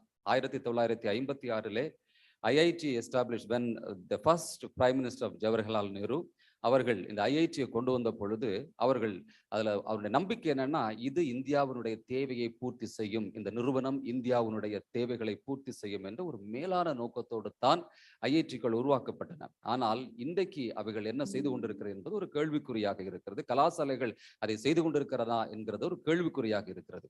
இதற்கான ஆராய்ச்சியில் ஈடுபட்ட பொழுது தான் எங்கே தவறு நடக்கிறது என்பது, இங்கே பள்ளியினுடைய தாளாளர்களும் முதல்வர்களும் இருக்கிறார்கள். பள்ளிகளில் என்ன நடக்கிறது என்பதையும் எங்களுக்கு நன்றாக தெரியும். ஆனால் அதை அப்படியே கல்லூரிகளிலே கொண்டு வர வேண்டும் என்பதற்காக தான் கல்லூரி அதை அப்படியே அந்த எப்படி எங்களுடைய வரக்கூடிய மாணவர்கள் இந்த ப்ராடக்ட் டெவலப்மெண்ட்ல கொண்டு வரக்கிறது என்பதற்காகத்தான் இந்த ஈகோ சிஸ்டம் டெவலப் பண்ணியிருக்கிறோம். To transformation, we strongly believe that it will bring some kind of transformation in technological education. இதான் 4-year autonomous batch நாங்கள் இன்ட்ரடியூஸ் பண்ணியிருக்கிறது. ஃபர்ஸ்ட் இயர்ல நீங்க பாத்தீங்கன்னா இமோஷன் ப்ரோக்ராம், அந்த ஒரு மாணவரை ஃபீல் பண்ண வைக்கிறோம். இந்த சமுதாயத்திற்கு தேவை என்ன, இந்த சமுதாயத்திற்கு ஒரு மாணவனாக நான் என்ன செய்ய முடியும் என்பதை உணர வைப்பதற்காகத்தான் இந்த emotion program. will make the students to go to village industry. ஒரு ப்ராப்ளம் ஃபார்முலேட் பண்றதுக்கான எஜுகேஷன் கொடுக்குறோம். கிரிட்டிக்கல் திங்கிங் அவங்களுக்கு டீச் பண்றோம். இதுல ஒரு காம்படிஷன் இருக்கும். there are 4 competitions. எங்களுடைய மதிப்பிற்குரிய சேர்மன் அவர்கள் சொன்னாங்க. நேற்றைக்கு தான் ஒரு program day before yesterday launch பண்ண இன்னவத்தான். அதற்கு முன்பாக ஐடியாத்தான், சால்வத்தான் முடித்து இப்போ இன்னவத்தான் வந்திருக்கிறோம். இந்த முதல் ஆண்டு மாணவர்களுக்கு உங்க பெரிய காம்படிஷன். இந்த மாடல் எப்படி கூப்பிடலாம் அப்படின்னா, காம்படிஷன் பேஸ்டு மாடல் அப்படின்னு நம்ம சொல்லலாம். இந்த காம்படிஷன் பேஸ்டு மாடல் தான் மாணவர்களை உற்சாகப்படுத்தும். இதற்கு எந்த மாணவர்களும் விதிவிலக்கு அல்ல. கல்லூரியில் படிக்கக்கூடிய அத்தனை மாணவர்களும் இதற்கு விதிவிலக்கு, இதில் பங்கு பெற வேண்டும். முதலாவது மாணவர்கள் அவர்களுடைய ஐடியாவை கொடுக்கணும். இந்த ஐடியாவை செக்ரிகேட் பண்றோம். எஸ்டிஜி கோல் வைஸும் டொமைன் வைஸும் இதுதான் ஃபர்ஸ்ட் இயர்ல நடக்கும். ரொம்ப ஷார்ட்டா சொல்றேன். இதற்கான விளக்கங்கள் வீடியோஸ்ல இருக்குது, நீங்க பார்த்துக்கலாம். இரண்டாவது ஆண்டு வரும் பொழுது முதலாம் ஆண்டு கொடுத்த அந்த இதை வந்து டிசைன் திங்கிங் அப்ளை பண்ணி அதை என்ஹான்ஸ் பண்ணுறோம், அந்த ஐடியாவை என்ஹான்ஸ் பண்ணுறோம். இங்கே மேடம் வந்திருக்கிறாங்க, டிசைன் திங்கிங் ஸ்பெஷலிஸ்ட் வந்திருக்கிறாங்க. இன் ஃபியூச்சரில் நான் கண்டிப்பாக உங்களோட கொலாபரேட் பண்ணுவோம். எங்களுடைய ஒரு மாஸ் ரிக்குவயர்மெண்ட் இருக்குது எங்களுடைய இன்ஸ்டிடியூஷனுக்கு ஃபார் டிசைன் திங்கிங். அவனுடைய ஃபர்ஸ்ட் இயர்ல அவன் கொடுத்த ஐடியாவை வந்து ரீஷேப் பண்றோம், செகண்ட் இயர்ல பண்றோம். அங்கேயே அவனுக்கு பிசினஸ் மாடல் டெவலப் பண்றதுங்கிற சொல்லிக் கொடுக்குறோம். இது வரைக்கும் இருக்கக்கூடிய கல்ச்சர் என்னன்னா, எஜுகேஷனுக்கும் பிசினஸுக்கும் சம்பந்தம் இல்லை, எஜுகேஷன் இன்ஸ்டிடியூஷனுக்கும் பிசினஸுக்கும் சம்பந்தம் இல்லைங்கிற ராங் கான்செப்ட் இருக்கு. பட் இன்னோவேஷன் வந்து ரொம்ப கிளியரா சொல்லுது, மணி மேக் பண்ணலன்னா அது இன்னோவேஷனே கிடையாதுங்கிறது தான் கான்செப்ட். ஒரு ஐடியா வச்சு மணி மேக் பண்ணாதான் அது இன்னோவேஷன், மணி மேக்கிங் பண்ணலன்னா அது இன்னோவேஷனே இல்லை அப்படின்னு சொல்லுது. அதை ஸ்ட்ராங் அங்கே சொல்லி பிசினஸ் மாடல் டெவலப் பண்ண டீச் பண்றோம். அது bringing several people for accelerating them. அது ஒரு accelerated program வச்சிருக்கோம். This is what the second year. And the same idea will get reshaped when they come to third year. இங்க தான் prototype development. அவன் idea first இயர்ல கொடுத்ததும் second இயர்ல feasibility check பண்றோம், தேர்ட் இயர்ல ப்ரோட்டோடைப் டெவலப் பண்றதுக்கு அவனை என்கரேஜ் பண்றோம். அந்த ப்ரோட்டோடைப் டெவலப் பண்ற டைம்லயே அவனுடைய பிசினஸ் பிச்சிங் எப்படி ஒரு இன்வெஸ்டர்ஸ் வந்து அட்ராக்ட் பண்றது அவனுடைய ஐடியா மூலம், அவனுடைய ப்ராடக்ட் மூலங்கிறது வந்து we are teaching them. அது கூடவே டெக்னாலஜி ரெடினஸ் லெவல் என்னங்கிறதே எனக்கு ஒரு பெரிய ஒரு கொஸ்டின் மார்க்கா இருக்கு. There are 9 technology readiness level. இதை மாணவர்கள் புரிந்து கொள்வதற்காகவே இந்த கரிக்குலம் டிசைன் பண்ணியிருக்கிறோம். இதுதான் ஃபைனல் இயர்ல வர டைம்ல அவனுக்கு ப்ராஜெக்டா வருது. ஸ்டூடெண்ட்ஸ் எங்கேயுமே ப்ராஜெக்ட் அலைய வேண்டிய தேவையில்லை. விதைகள் முதலாம் ஆண்டு விதைக்கப்பட்ட விதைகள் 4ஆம் ஆண்டு வரும் பொழுது ஒரு ப்ராடக்டா வருது. இந்த event we are calling it Sairam SDG Inspirathon. How these students are inspiring others through their paper publication, through their patent publication, through setting up of startups. இது ஒரு ஃபோக்கஸ்டா ஒர்க் பண்ணிட்டு இருக்கிறோம். whoever is coming to Sairam must establish as startup அப்படிங்கிறது தான் ஒரு concept. இது start அப்னு கேட்ட உடனே உங்களுக்கு பயம் வரும். இது வந்து sometimes May stop the dream job அப்படின்னு இருக்கும். இல்லை, இதை ஹோல்ட் பண்றதுக்காக, incubate பண்றதுக்காகவும் we have a section 8 company Sairam Techno Incubation. இதுல வந்து இந்த டெக்னாலஜியை நாங்க இன்குபேட் பண்றோம். அது வில் சரண்டர். இதை வந்து ஒரு சேஃபா ஒரு இன்வெஸ்டர்ஸ் கூட நாங்க பண்ணுவோம். அண்ட் தட் டைம் யார் இந்த ஐடியா கொடுத்ததோ அந்த ஸ்டூடெண்ட்ஸ்க்கு வந்து இந்த benefit will go to the student. இதுதான் அந்த Sairam இன்னோவேஷன் ஈகோ சிஸ்டம். இது ஏன் இதுல நம்ம வந்து ஏன் இதை பண்ணோம் அப்படின்னா, ஒரு சிறிய ஒண்ணுதாங்க. இன்னைக்கு நம்ம நாடு 140 கோடி, கிட்டத்தட்ட 140 கோடி ஜனங்கள் இருக்கிறது. ஆனா ஒரு ஃப்ளோர் மேட் வாங்கணும் நீங்க பாத்தீங்கன்னா, நீங்க அந்நிய நாட்டு பொருட்களை தான் வாங்கிட்டு இருக்கிறோம். சமீபத்தில் நடந்த ஒரு இன்சிடென்ட் சொல்றேன். தாம்பூலம் தட்டு வாங்குறதுக்காக போயிருந்தேன். தாம்பூலம் தட்டு வாங்க போன டைம்ல எனக்கு கண்ணுக்கு முன்பாக இந்தியன் தாம்பூல தட்டு இருந்துச்சு, சைனா தாம்பூல தட்டு இருந்துச்சு. சைனாவுடைய தாம்பூல தட்டை நீங்க பாத்தீங்கன்னா ரோஸ் கோல்டு இருந்துச்சு. கண் எந்த கேள்வியும் இல்லாமல் அங்கதான் போச்சு. தாம்பூலத்தட்டு கான்செப்டே நம்முடைய கான்செப்ட். ஆனா அதை மார்க்கெட் பண்றதுக்கான ரிசர்ச் எங்க நடக்குது அப்படின்னா சைனால நடக்குது. இந்த ப்ராடக்ட் டெவலப்மெண்ட் கல்ச்சர் வந்து இன்னைக்கு இந்தியாவில் எல்லாம் இருக்கிறது தான் பெரிய ஒரு இதா இருக்குது. 140 கோடி மக்களுடைய தேவைகளை பூர்த்தி செய்வதற்கு நாம தான் பூர்த்தி செய்யணும். அப்படி ஒரு கல்ச்சர் இந்த ஈகோ சிஸ்டம் கொண்டு வந்தாதான் நடக்குங்கிற ஒரு ஸ்ட்ராங் பிலீஃப். இது இப்போ நாங்க சாய்ராம்ல பண்ணியிருக்கிறோம். This is for it's align with NEP 2020க்கு பண்ணியிருக்கிறோம். For the holistic development of the students construct பண்ணி வச்சிருக்கிறோம். இதை நம்ம இன்ஸ்டிடியூஷன்ஸ் ஃபாலோ பண்ணோம் அப்படின்னா கண்டிப்பா வந்து இந்தியா இவ்வளவு நாள் நம்ம வளரும் நாடு இந்தியா என்று பேசிக் கொண்டிருக்கக்கூடிய வளரும் நாடு அல்ல, இது வளர்ந்த நாடு என்ற நிலைக்கு இந்தியா எடுத்து செல்லப்படும் என்பது எங்களுடைய சாய்ராம் இன்ஸ்டிடியூஷனுடைய மிகப்பெரிய நம்பிக்கை. இதை இந்த தாளாளர்களுக்கும் முதல்வர்களுக்கும் இந்த பெஸ்ட் ப்ராக்டிஸை நாங்கள் இன்ட்ரடியூஸ் பண்றோம். இது சம்பந்தமான எந்த கேள்விகளாக இருந்தாலும் நீங்கள் கேட்கலாம். நாங்கள் அதற்கு உதவி செய்வதற்கு ரெடியா இருக்கிறோம். இதே போன்று உங்களுடைய பள்ளிகளிலே இதே போன்று ஈகோ சிஸ்டம் டெவலப் பண்ணும் அப்படின்னு நீங்க விரும்புனீங்க அப்படின்னா சாய்ராம் வந்து ரொம்ப சப்போர்ட்டிவா இருக்கும், உங்க கூட இருக்கும், ஒத்துழைக்கும் என்பதில் எந்தவித சந்தேகமும் இல்லை. வரக்கூடிய நாட்களில் மிகப்பெரிய சஸ்டைனபிள் ப்ராடக்ட்ஸ், நிலையான பொருட்கள் இதன் மூலமாக உருவாக்கப்படும். அது நம்முடைய சந்தைகளிலே பயன்படுத்தப்படும். அதன் மூலமாக நம்முடைய நாட்டினுடைய பொருளாதாரம் மிகப்பெரிய அளவிலே கொண்டு வர முடியும், உயர்த்தப்பட வேண்டும் என்பது எங்களுடைய நம்பிக்கை. இந்த திட்டத்திற்கும் நீங்கள் ஆதரவு தரும்படி உங்களை மிகுந்த தாழ்மையோடு கேட்டுக்கொள்கிறோம். வாய்ப்பளித்த அத்தனை உள்ளங்களுக்கும் நன்றி கூறி விடைபெறுகிறேன். நன்றி, வணக்கம்.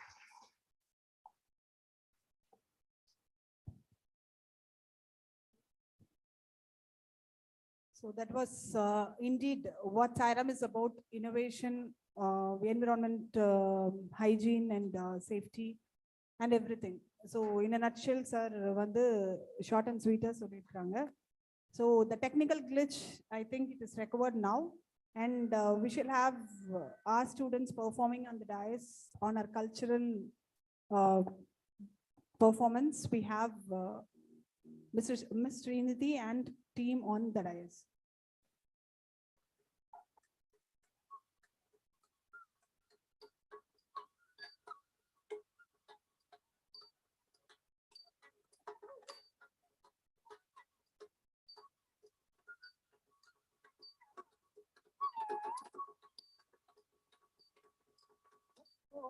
tagadom kita tagatajjanutam tagajanudim tatajjam tatajjam tagajanudam tagajanudim tagadom kita tagatajjanutam tagajanudim tatajjam tatajjam tagajanudam tagajanudim tagadom kita tagatajjanutam tagajanudim tatajjam tatajjam tagajanudam tagajanudim tagadom kita tagatajjanutam tagajanudim tatajjam tatajjam tagajanudam tagajanudim tagadom kita tagatajjanutam tagajanudim tatajjam tatajjam tagajanudam tagajanudim tagadom kita tagatajjanutam tagajanudim tatajjam tatajjam tagajanudam tagajanudim tajjam karikita tagadhim tajjam karikita tagadhum tajjam karikita taganam tajjam karikita tagadam tajjam tajjam tajjam tajjam tarikita dhim tarikita dhum tarikita dhum tarikita dhum tarikita nindi tarikita dhum tarikita nam tarikita tagat tarikita jam tagat tanata jam tagat janu tabi tagat janu tabi tagat janu tabi tagat janu tagat tarikita jam tagat tanata jam tagat janu tabi tagat janu tagat tarikita jam tagat janu tabi tagat janu tabi tagat janu tarikita dhim tarikita dhum tarikita dhim tarikita takajam takanam takatum tarikita dhim tarikita dhum tarikita dhim tarikita takajam takanam takatum tarikita dhim tarikita dhum tarikita dhum tarikita takajam takatum takatum taritana janudimitam taritaka janudimam taritana janudimam taritana janudam janutakatam janutakatam tadhittanangudakajam tattanangudakajam thalangudakajam takatarikita tonda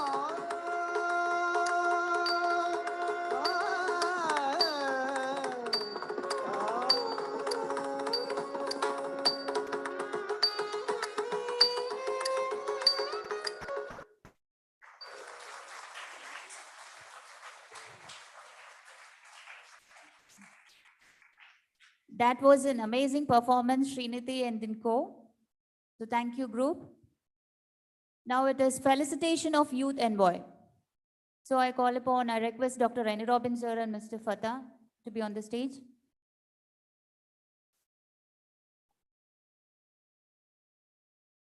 So I will just read out the schools and institutions. Mrs. Auxilia, board member, Little Flower Group of Institutions.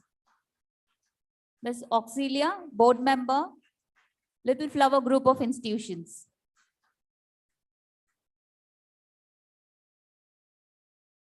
I request Mr. Fatah and Rennie Robbins sir to felicitate Mrs. Auxilia.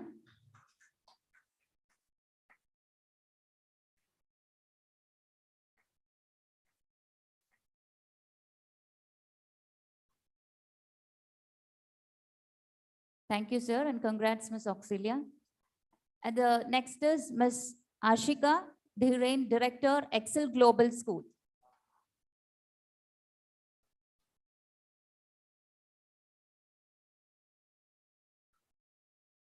Ms. Ashika Dhiren, Director, Excel Global School.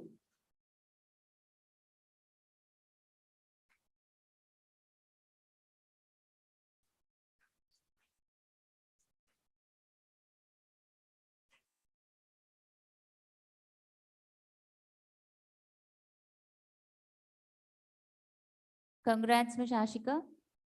Next is Mr. Jason Ignatius, Coordinator, the Shram Foundation. Mr. Jason Ignatius, Coordinator, the Shram Foundation.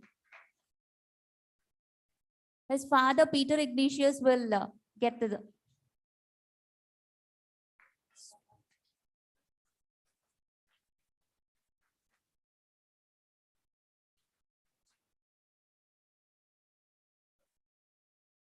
Congrats, Peter Ignatius, sir. And the next one is Dr. V. Shanmuga Prabhu, founder and chairman, Vikash Mandra Public School.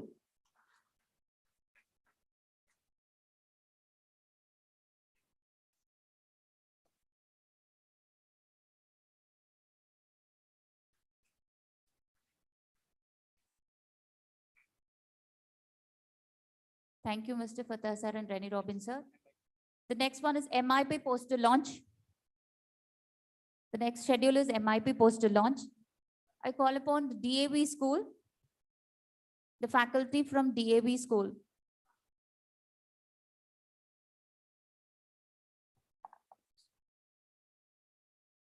Okay. The faculty from DAV school, Little Flower School, Suguna School, and the next one is the principals Elizabeth Madam and Judith Madam, Shram Academy, Priyanka Ghosh, and Mr. Dhiren Rajan, Dinesh Rajan, Director, Excel School. All the faculty members, you could join on the dais for the launch of model inauguration program, which is the Faculty from Bethel School. Dhiren Rajan from Excel School. I called. Dhiren Rajan from Excel School.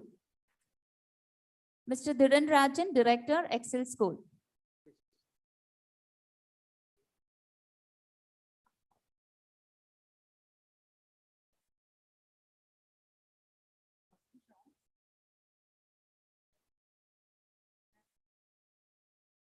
அடுத்தது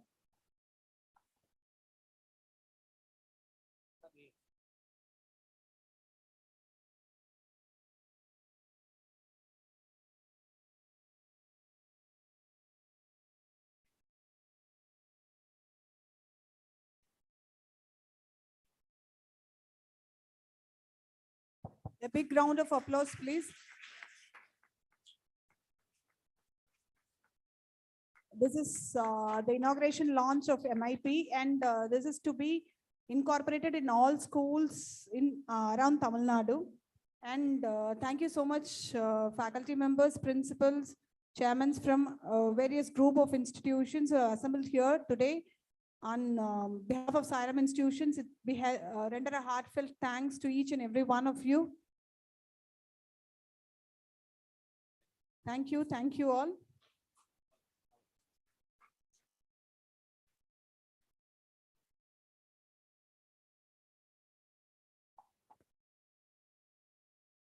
The next one is the chairman's talk.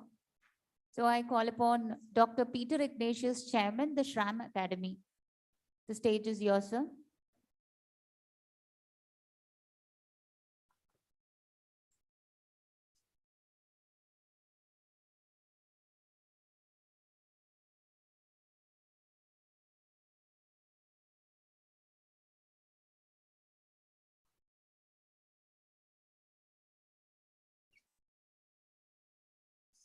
Good afternoon, and thank you very much, Mr. Mohammed Fatah, for inviting all of us to be here, and also for the management of Sairam Group of Institutions. You are practicing what we are talking about, so it is very inspiring for us. As the chairman of the Shram Academy, our goal is to bring this social awareness to the students from the KG level. And so we want to partner with any organization, and even maybe we can start some network of organizations, starting with Chennai, where we can make Chennai, we say smart city, but I think what we have to do is we have to divide it by districts and in smaller areas, smaller communities, where we can bring this change in a very real, ordinary way, where the students of our schools can get involved. And so we want to thank Mr. Fatah, thank Tamil Nadu government, thank you for Sairam Group of Institutions for hosting us and inspiring us, and with the wonderful sessions we had, which makes us all a little bit afraid about the future, what is going to happen. But I think at the same time, we must have confidence that all of us, and even the students in our schools, we can change. Let us start like this. Let us change Chennai. then let us change Tamil Nadu, let us change India so that we can have an example and a model for the whole world to see. And so many blessings on all of you, and thank you so much for this opportunity. Lord be with you. Thank you. Thank you, sir.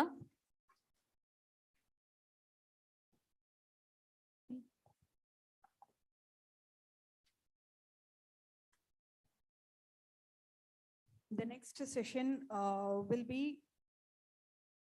by Miss Ramya.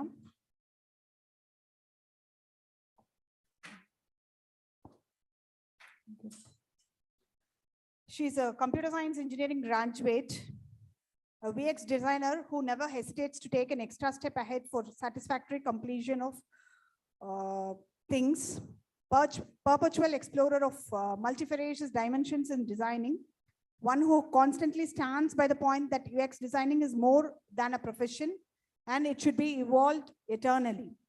A mentor who believes in absolute empirical knowledge. As an initiative to indulge designing to every layman, started a community for designers with a vision to inculcate designing right from schooling. A social worker who has a realization that preserving nature and environment are the fundamental duties of every human being. Running organization called Chalkpiece to make design awareness and design thinking very much common among people. She is also running an e-magazine, Tali Sangili, which speaks about gender stereotypes. Very much elated to welcome Ms. Ramya onto the dais. Please, ma'am.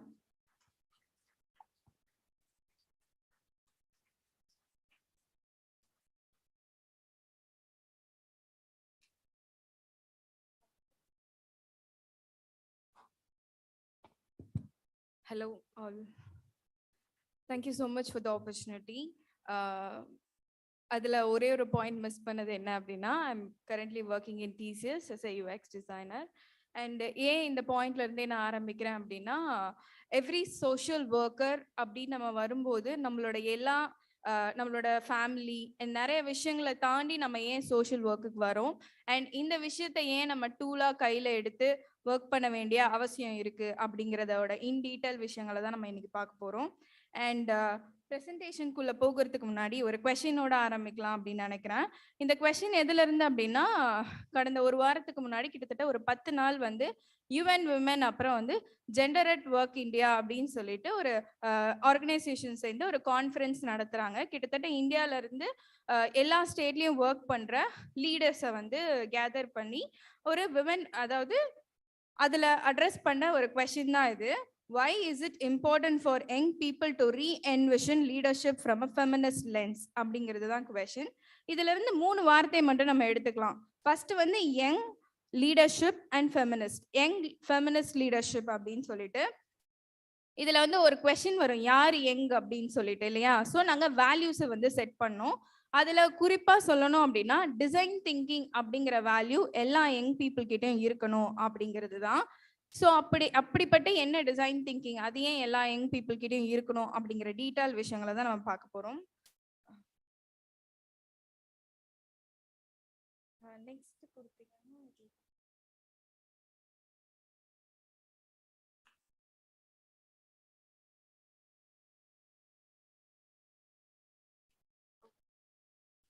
Okay. Okay, design think Chalkpiece அப்படின்னு பார்த்தீங்க அப்படின்னா, நாங்கள் வந்து ஒரு நான் profit organisation. கிட்டத்தட்ட கடந்த 3 வருஷமா வந்து டிசைனை ஒரு டூலாக வச்சு எப்படி சோஷியல் சேஞ்சஸை கொண்டு வரலாம் அப்படின்னு சொல்லிட்டு கம்யூனிட்டிஸ், காலேஜஸ், ஸ்கூல்ஸோட நாங்கள் ஒர்க் பண்ணிட்டு இருக்கோம். ஸோ இதில் டிசைன் திங்கிங் அப்படிங்கிற ஆஸ்பெக்ட் அப்படின்னு பார்த்தீங்க அப்படின்னா, இதில் ஃபர்ஸ்ட் சிஸ்டம் திங்கிங்கை பற்றி நம்ம தெரிஞ்சுக்க வேண்டியது இருக்கு. வீடியோ இருக்கு. Since it's being telecasted live on Zoom, உங்களோடது ஸ்க்ரீன் வந்து இதில் ஜூமில் ஷேர் ஆகிட்டு இருக்கு. இங்கே இருக்கிறவங்களுக்கு like probably we should have, உங்களுக்கு லேப்டாப் இல்லை மொபைலில் நீங்கள் ஓப்பன் பண்ணிக்கிறீங்களா? 1 minute ma'am, I'll help you.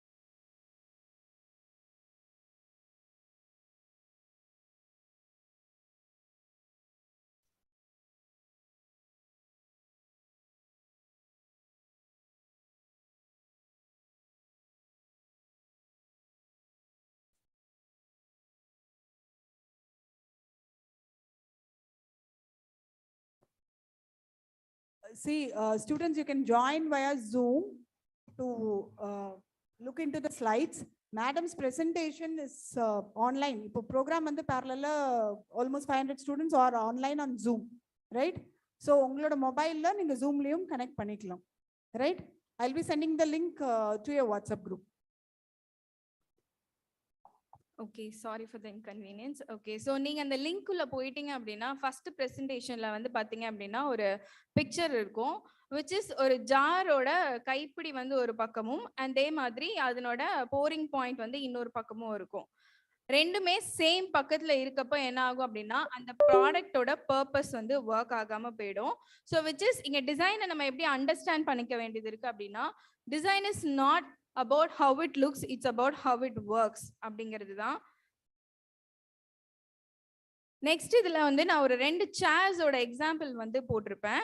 நிறைய விதமான சேர்ஸ் இருக்கும். இந்த இடத்துலயே பாத்தீங்கன்னா நம்மள சுத்தி இருக்கிற சேர்ஸ்மே பாத்தீங்க அப்படின்னா ஒவ்வொரு சேருக்கும் ஒரு ஒரு பர்பஸ் இருக்கும். இப்ப நீங்க உட்கார்ந்துருக்க சேர் அப்படிங்கிறது நம்ம உட்கார்ந்து கவனிக்கிறதுக்கு கம்ஃபர்டபுளா இருக்கும். அண்ட் இந்த சைட்ல இருக்க சேர்ஸ் பாத்தீங்கன்னா வெறும் லிசனிங் மட்டும்தான், அதுல உங்களோட கம்ஃபர்ட் ஜோனை எதிர்பார்க்க முடியாது.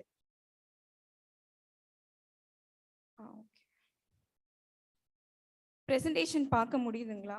சாரி.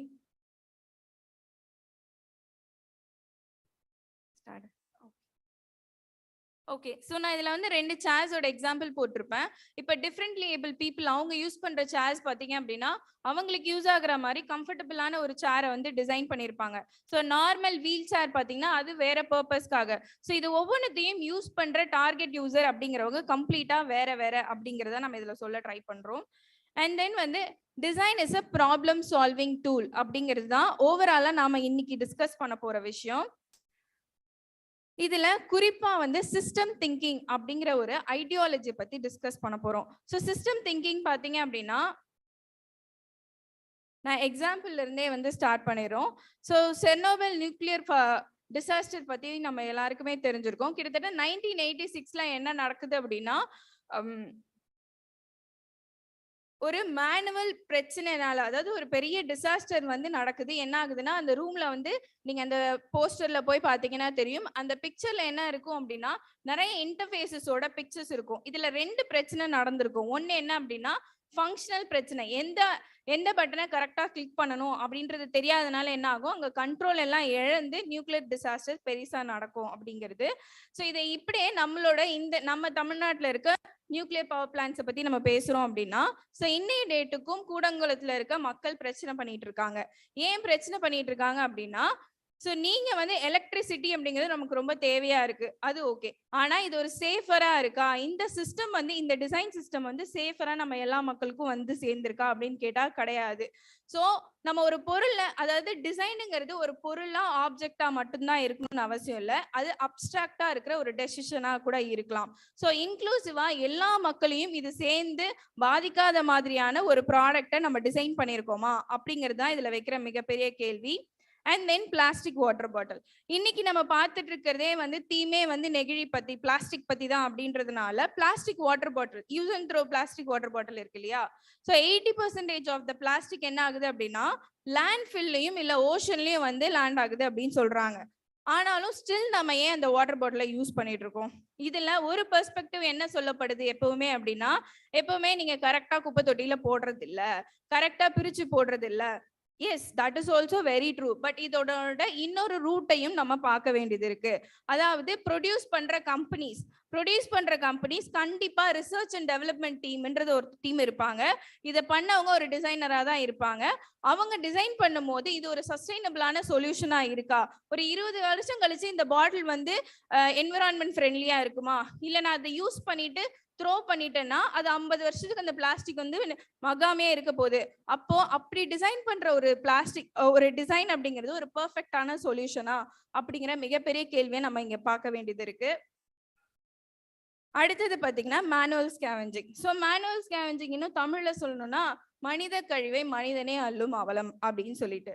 ஏன் அதுக்கு தான் மிஷின் கண்டுபிடிச்சிட்டாங்களே, இன்னமும் ஏன் நீங்க வந்து இதுக்கு சொல்யூஷனே இல்லை, ஏன் இன்னமும் டெய்லி ஒருத்தவங்க வந்து செத்து போயிட்டு இருக்காங்க அப்படின்னு பார்த்தோம்னா, மெஷின் மட்டும் இங்க சொல்யூஷன் கிடையாது. ஸோ அந்த பகுதியில வாழ்ற மக்களுக்கான வாழ்வாதாரம் கேஸ்டின் அடிப்படையிலும் எஜுகேஷன் அடிப்படையிலும் அவங்க இன்னமும் டிஸ்கிரிமினேட் பண்ணிட்டு தான் இருக்காங்க.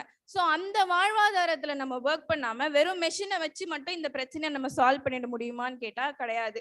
ஸோ இப்படி நம்ம ரூட் காஸ்க்கான பிரச்சனைகளை அணுக வேண்டியது இருக்கு. இதுதான் ஹோல் சிஸ்டமா நம்ம யோசிக்கணும் அப்படின்னு சொல்றோம். ஓகே, ஸோ இன்னைக்கு இந்த சஸ்டைனபிள் டெவலப்மெண்ட் கோல் அப்படின்னு சொல்லப்படுற 17 கோலை பத்தி தான் நம்ம வந்து பேசுறேன். ஸோ இந்த 17 சஸ்டைனபிள் கோல் பத்தி பார்த்தோம் அப்படின்னா எல்லா டிசைனர்ஸும் இன்னைக்கு டேட்க்கு டிசைன்ஸ் வந்து பாத்தீங்கன்னா ஒரு பயங்கரமான ஃபீல்டு. நீங்க நல்லா ஏர்ன் பண்ணலாம். யூஎக்ஸ் டிசைன் அண்ட் யூஐ டிசைனுக்கு பயங்கரமான ஸ்கோப் இருக்கு. ஆனா எப்படி இருக்குன்னு பாத்தீங்கன்னா பிசினஸ் வேர்ல்ட்ல நீங்க ஒரு டிஜிட்டலா ஒரு சிஸ்டம் முன்னாடி உட்காந்து பண்றீங்கன்னா உங்களுக்கு லட்சக்கணக்கில் சம்பளம் வரும். ஸோ இதுவே நான் ஒரு கம்யூனிட்டியில போய் ஒர்க் பண்றேன், அங்க இருக்கிற பீப்புளோட பிரச்சனையை சால்வ் பண்றேன் அப்படின்னா அங்க உங்களுக்கு கொடுக்கப்படுற சம்பளமும் இங்க உங்களுக்கு கொடுக்கப்படுற சம்பளமும் வித்தியாசம். ஏன்னா இது ஒரு பெரிய பிசினஸ் மார்க்கெட்டா இருக்கு. அப்ப யார் இதை கையில எடுக்கணும் அப்படின்னா ஆஸ் அ யூத்தா நாம தான் இதுல கையில எடுக்க வேண்டியது இருக்கு. ஸோ இந்த சமூகத்துக்கு இன்னைய டேட்டுக்கு என்ன சொல்யூஷன் தேவைப்படுது, இந்த 17 சஸ்டைனபிள் கோல்ஸை நம்ம எப்படி அட்ரஸ் பண்ணலாம், அதுவும் டிசைன் திங்கிங் மூலமா எப்படி அட்ரஸ் பண்ணலாம் அப்படிங்கறத தான் பார்க்க போறோம்.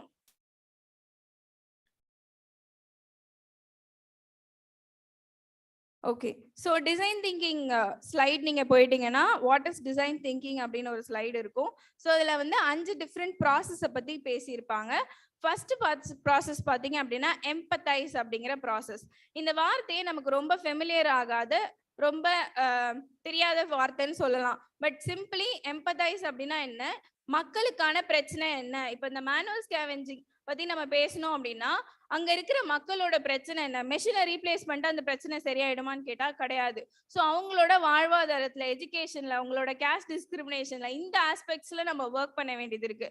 ஸோ பிரச்சனை என்னன்னு புரிஞ்சுக்கிறது தான் எம்பத்தைஸ் பண்றதுன்னு சொல்லுவாங்க.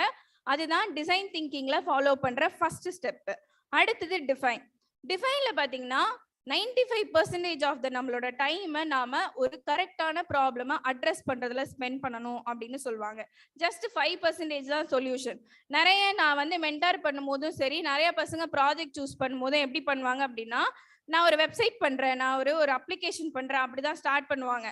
That is not a way of approach. ஏன்னா இங்க பிரச்சனை என்ன, அதனோட டிசைன் சொல்யூஷன் என்ன ஃபார்மா வேணா இருக்கலாம் அப்படின்றப்போ நம்ம எடுக்கும் போதே வெப்சைட் சொல்யூஷன்ல இருந்து ஆரம்பிக்கிறதுன்றது it's not a right approach அப்படிங்கிறது தான். அது டிஃபைன் ஸ்டேட். அடுத்தது ஐடியேட். நான் சொன்ன மாதிரி 5% தான் ஐடியேட் ஸ்பெண்ட் பண்ண போறோம் அப்படின்ற பட்சத்துல இதுக்கும் நிறைய டெக்னிக்ஸ் இருக்கு. And then prototyping. ப்ரோட்டோடைப்பிங்னு வரும்போது நம்ம மைண்ட்ல வர்றது என்ன அப்படின்னா ஒரு ஆப்ஜெக்ட் ஒரு பொருளை வந்து நான் டிசைன் பண்ணிட்டு டெஸ்ட் பண்றேன் அப்படி. That is also. பட் இந்த மேனுவல் ஸ்கேவெஞ்சிங் பிரச்சனை இல்லை வந்து இந்த பிளாஸ்டிக் பிரச்சனை, நியூக்ளியர் டிசாஸ்டர் பிரச்சனை இதெல்லாம் எடுத்துக்கும் போது நம்ம அப்டிராக்ட் வேல்யூஸையும் யோசிச்சு பார்க்கணும். இது எந்த மக்களையெல்லாம் பாதிக்க போகுது, என்விரான்மெண்ட்டை பாதிக்க போதா, இன்க்ளூசிவா எல்லாருக்கும் இது வந்து யூசர் ஃப்ரெண்ட்லியா இருக்கா, இந்த சிஸ்டம் திங்கிங் ஆஸ்பெக்டையும் அப்ளை பண்ணி ஒரு ஐடியாவா இருக்கலாம், டெசிஷனா இருக்கலாம், ப்ரோட்டோடைப்பிங்ல அதை நம்ம பண்ணுவோம். அடுத்தது டெஸ்ட். டெஸ்ட்டை பொறுத்த வரைக்கும் இது எவாலுவேஷன் ஸ்டேஜ்னு சொல்லுவாங்க. எந்த சொல்யூஷனை நீங்க அப்ளை பண்றீங்களோ அந்த யூசர் அதை யூஸ் பண்ணி ஒர்க் ஆகுதா இல்லையா அப்படிங்கிறத பார்ப்பாங்க.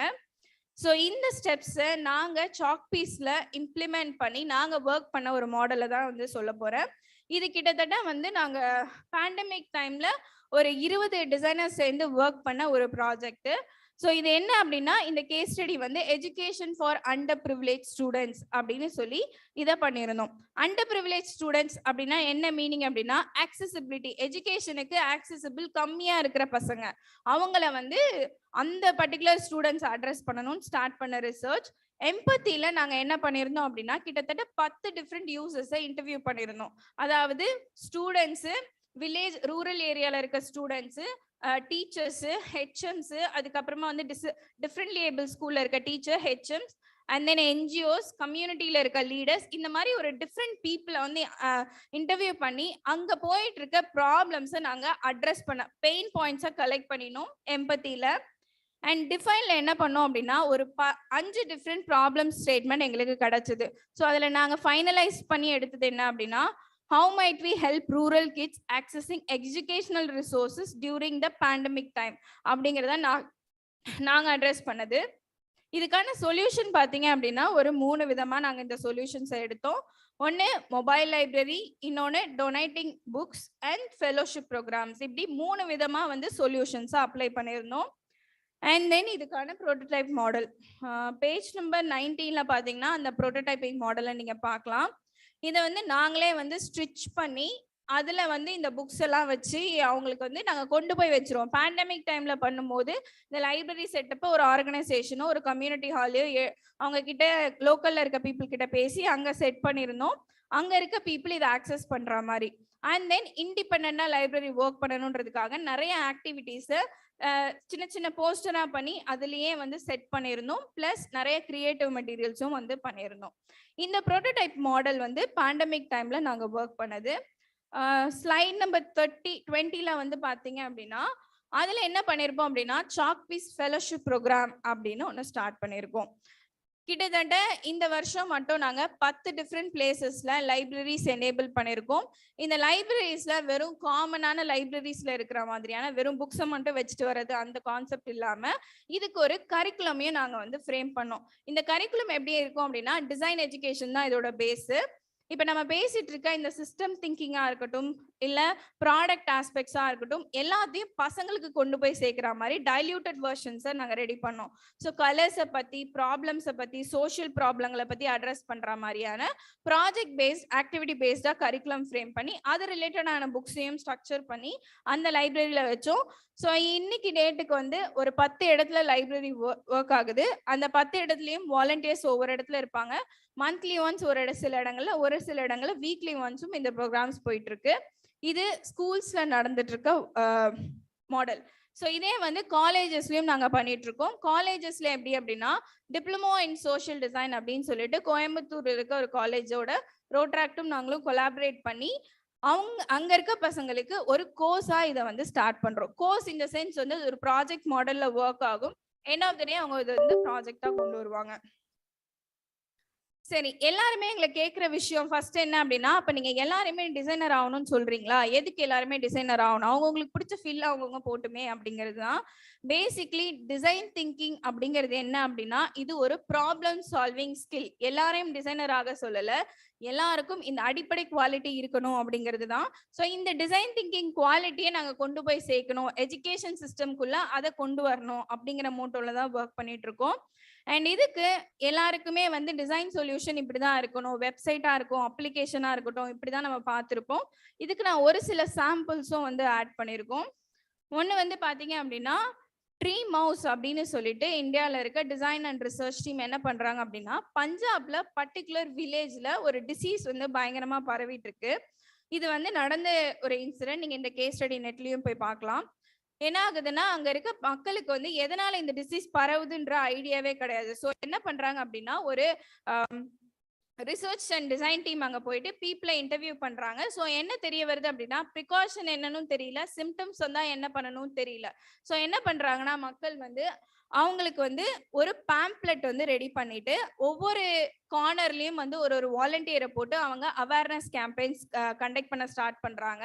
ஸோ அந்த அவேர்னஸ் மூலமா என்ன ஆகுது அப்படின்னா அந்த ஒரு 3 months ஸ்பேன் ஆஃப் டைம்ல அந்த பீப்புளுக்கு கரெக்டான கைடன்ஸ் கிடைச்சி அந்த டிசீஸ் வந்து கொஞ்சம் கொஞ்சமா குறையவும் ஆரம்பிக்குது. இது ஒரு விதமான டிசைன் சொல்யூஷன். இன்னொன்னு பாத்தீங்க அப்படின்னா வந்து policy making. Tandem research and design team அப்படின்னு சொல்லிட்டு இந்தியாவில் இருக்க இன்னொரு டீம் என்ன பண்ணிட்டு இருக்காங்க அப்படின்னா பாலிசி மேக்கிங்னா அந்த டிசைன் டீம் பண்ற வேலை.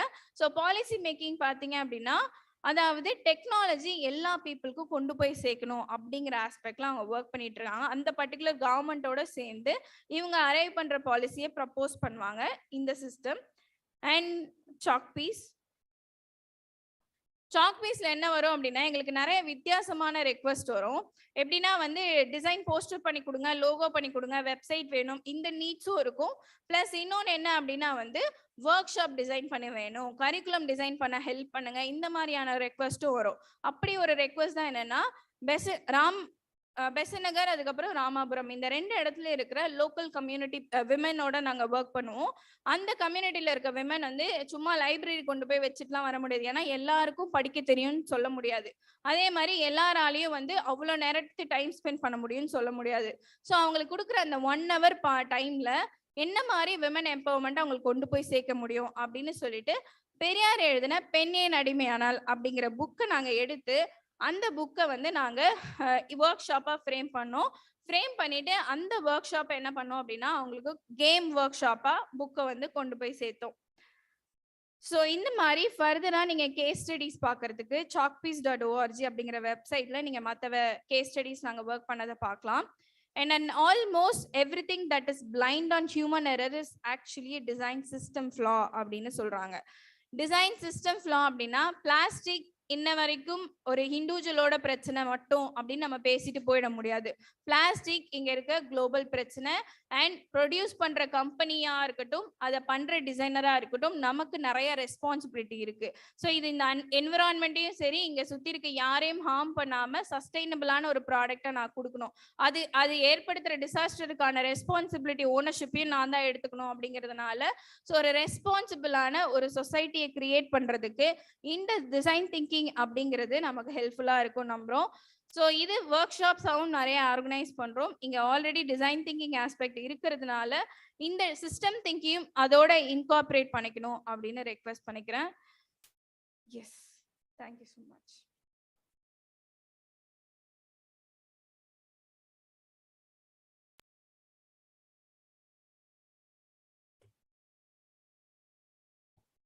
That was a good session, Ramya ma'am. So design thinking, all the young engineers, you should inculcate in your part of education and in your lifetime also to get into the new ideas to save the environment. So now, on behalf of Sairam institutions, we would like to felicitate chairmen of different schools who are with us here. So we kindly request John Xavier Tangraj, chairman from Little Flower Matriculation Higher Secondary School, to come on to the dais. I request HOD Department of ENDI, ICE and IT Department. Please, sir, you can move on to the dais.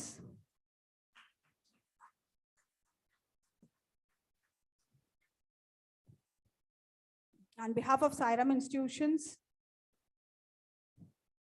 HOD Department of Electronics and Instrumentation Engineering is felicitating Mr. John Xavier Tangraj, Chairman, Little Flower Matriculation Higher Secondary School. Thank you so much, sir, for being here with us, spending your valuable time. It is an honor to have your valuable presence at Sairam institutions. Thank you so much.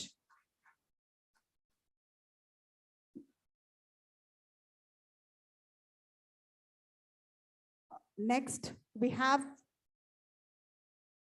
Dr. V. Shanmuga Prabhu, founder and chairman, Vikas Mantra Public School. Oh, okay, he like in his like we have Dr. Peter Ignatius, chairman, the Sairam Academy. Please, sir. We are honored to have Dr. Peter Ignatius, chairman, the Sairam Academy.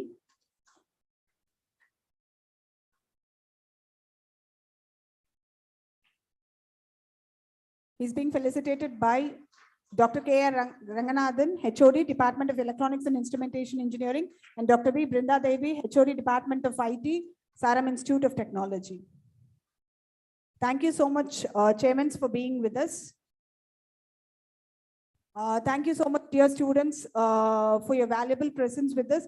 And it is a wonderful day, Youth Day, and we have got very informative sessions on waste management and the need or the duty which we have to do as a citizen of this country, not only of this country, of this world. So let us take the oath and let us take the pledge to move on further in the very right direction. Thank you one and all for being here. Thank you one and all, dear students who have been with us in the online meet. Thank you. We now break in for the lunch. Thank you.